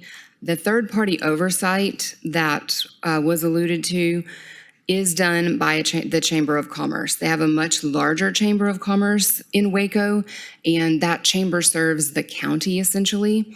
But they are doing all of the negotiating. They're reviewing the terms based on what the city policies are to make sure that they are in compliance with what the city policies are. And they are doing monthly reports to the city in terms of their efforts and their outreach to attract this sort of development. They're also involved in the site selection in as much as they can, given that it's specific to an industrial park. They do not create reinvestment zones. They use TIFs in their industrial park, and they are getting away from abatements, actually. They've transitioned predominantly to something called business grants, and those companies that are receiving business grants with the city are essentially paying all of these tax payments and permitting upfront, and then the city is reimbursing them after those payments are made. And so the way that they're ensuring compliance and the way that they're making sure that those performance-based metrics are met is that these reimbursements are not happening until the data is shown in terms of their productivity. So they have the businesses with these grants that are receiving these incentives have contract language that is requiring them to host training programs with their local workforce. They are doing local job fairs in conjunction with their chambers of commerce, but they have very specific language that says if they are not meeting the local jobs and the deliverables of their business grants, then the incentives are not reimbursed. So that's Waco. Harris County. Harris County has recently adopted, actually just in February, and so they don't have any agreements to date that they can provide me some information on, but they included all of these very strong workforce requirements. So they have a minimum job requirement. They have a lot of language in their agreements about competitive market wages and the benefits that these employees will receive. They must, regardless of project size, regardless of capital investment, they must hire at least 50% of their workforce from county residents. They've got to live in the county. 15% construction labor hours for their total project performed has to be performed by workers enrolled in a Department of Labor apprenticeship program. And so their policy is requiring that any company coming to them for these abatements provide them a sustainable workforce development policy. They're not telling them what that looks like, but they are requiring them to provide it. And so that's outlining all of the ways that they're going to work with local partners to make sure that these requirements are being met. They also have a component in their agreement for scholarship opportunities, for training or skills development for local residents that aren't in the workforce but would like to be. They also have an apprenticeship or education program partnerships that's also incorporated. And again, it's very newly adopted. I actually have a call with Harris County Economic Development on Monday to talk about, obviously not how they're enforcing it because it hasn't happened yet, but all the background work that went into it to get to that point. Harris County or Waco? Waco. We like Waco. I can send you guys this whole presentation. Yeah. So City of Dallas, also strong workforce language in their agreements, again with the minimum local jobs requirement. Their competitive market wages and benefits is actually using a living wage calculator that is not specific to Dallas, but I found that interesting because they're requiring them to pay them at least what this calculator is saying for their zip code is the living market wage. So that I hadn't seen that in any other municipality. What's the calculator say about Beaumont? Well, I can get back to you on that. I'd like to know. Yeah, I can send you the link. But again, regardless of project size, they're requiring a minimum of 50% county residents for employees and 15% construction labor hours with apprenticeship program. They're also requiring the sustainable workforce development policy. But what's interesting about their agreement is that they have very specific verbiage, which is in this bottom right corner in green, about the company engaging with the college to serve as an employment partner for workforce program, adult apprenticeship, and to engage students in work-based activities. So above and beyond what the city is doing with the colleges, they're requiring the company to work directly with the college and to show that. Lastly, City of San Antonio, they have what is called wraparound support written into their agreements. And so they have a large piece on training to develop the local workforce, and they have what's called a dedication section. So each calendar year that they are receiving an abatement, they're having to dedicate the equivalent of 10% of their yearly abated value to a dedicated spending account that will be going straight to training, transit, childcare, supportive services for the workers. And they have specific verbiage, which I've put here at the bottom, at least 60 days prior to receiving incentives. Recipients must submit a plan to use the Economic Development Division of use, to confirm and approve use in the programs set forth and deemed acceptable by the city. So they're showing how all of this is already incorporated into their workforce plan prior to even requesting abatement. So another piece that we heard you talk a lot about in response to City Manager Boone's presentation was workforce accountability.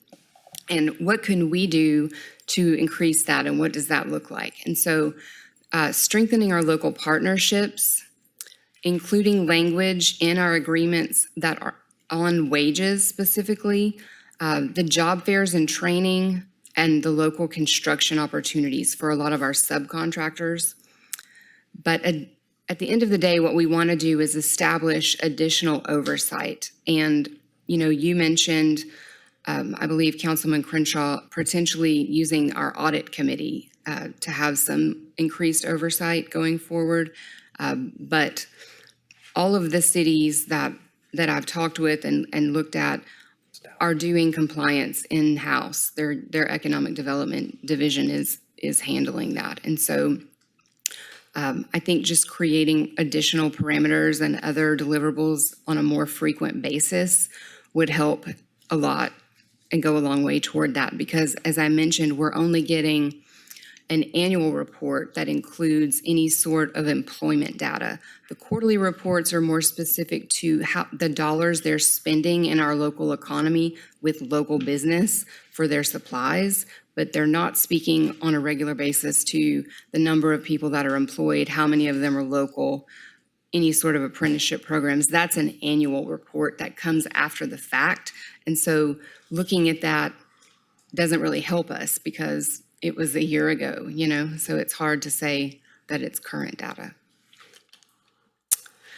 And so partnerships, what can this look like? Utilizing local partnerships is obviously going to enhance and raise awareness of these job opportunities, but it's also going to increase the accountability on hiring and identifying areas where we can strengthen our workforce readiness. So we have all of these partners in place like Lamar Institute of Technology. They have a really cool apprenticeship program that they're working on.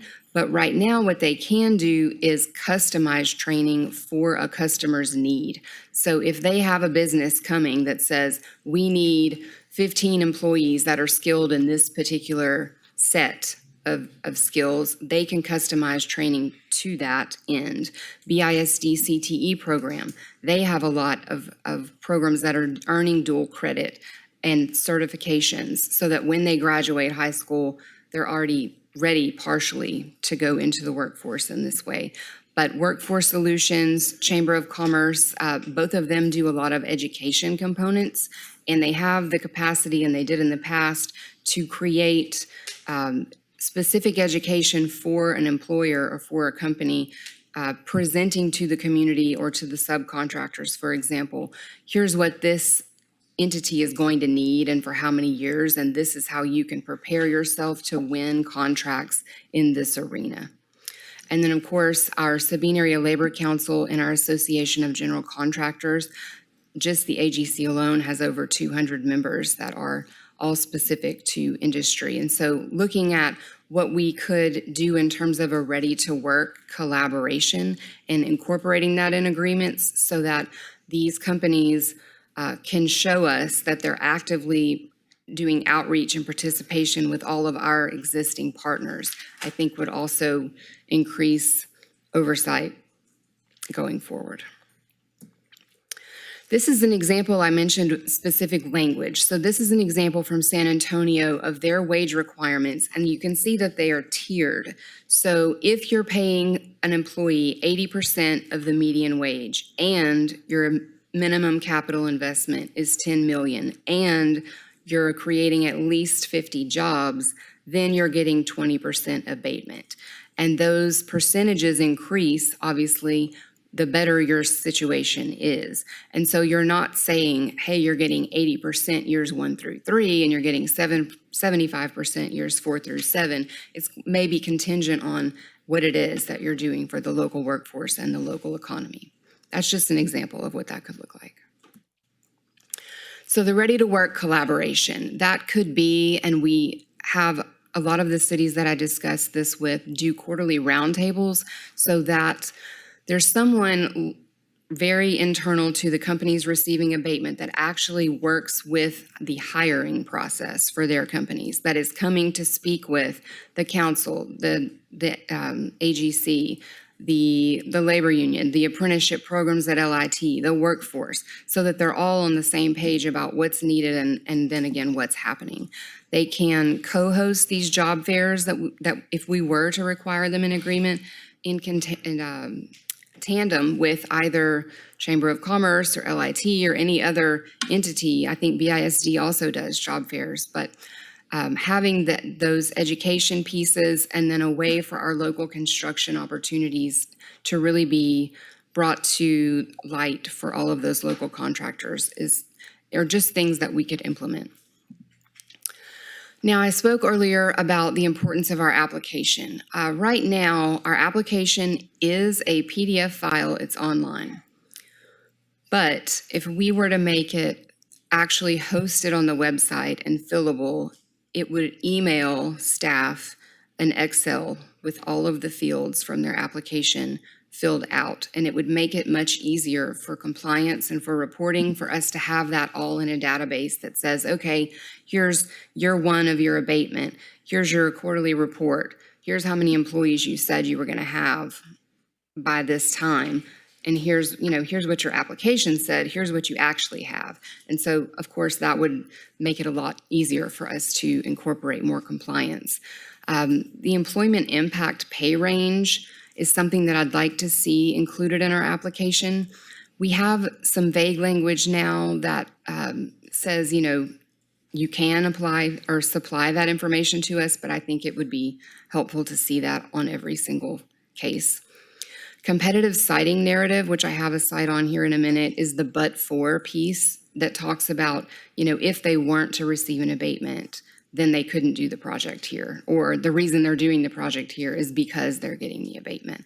And then community impact. We had a discussion back in May during Mr. Boone's presentation about an economic impact study that a third party is typically, completing. But if it were to be a community impact study instead, it would consider a lot of other factors in addition to the basic economic data. And I think it would give us a better picture of how our community will benefit from these projects. We'd also like to implement the fact that the application be completed for all of our IDA agreements. Those are these industrial district agreements that are making up 12% of our general fund. And so requiring them to do this application as well, I think would be very significant in monitoring any sort of compliance. So what is the community impact piece? That would include asking questions like, how much do you estimate sales tax to be generated from this project? What is the estimated impact on any nearby businesses or existing office facilities? What is the estimated impact on our housing market and our local school districts? Is there an environmental impact? And how will local business competition that's already here be impacted by the granting of this abatement? Will this project attract any new business to Beaumont? And the but for tax abatement, the project would not be constructed here. So this is what an example of a competitive citing narrative requirement looks like. This is an example from Harris County again, but it's asking them to provide reasons for seeking abatement, including any special considerations. Additionally, provide detailed information on alternative site considerations and incentives being offered. So we would like to know who else they're considering and what they're offering. And they have a section in their app or a draft. I'm able to actually go out there and sit with some council members, and they let me visit with staff of the competitiveness. If when we know as a city what we're actually competing with, when we know as a city what we're actually competing with, we actually physically seeing it. Certain realms to serve on it, similar to how we do it. Certain realms to serve on it, similar to how we do with CVB. Yeah, you have to have certain people. Yeah, I had so many conversations with all of those partners that were listed over the last, 2-3 weeks with LIT, with BIS agreement. And I think, they are a different situation because they own Industries that they're dealing with versus what we're dealing with. There are, and we're in a unique geographic location, obviously because of our port and being think that industry can handle everything, that industry is getting by with so much and getting so much and giving so little when we can go. I'm excited. We're going to start with council member comments, and Has to be mowed, and this is. They're right there next to it when The contractor had 30 days based on. thank you, Councilman Hilliard. Councilman Turner. Yeah, man, I just want to shout out to everybody doing back to compliance. And not everybody who called me, I just called Corey. He got y'all. The tally on his refrigerator. I think I probably sent over 30 emails. Stays out in the water.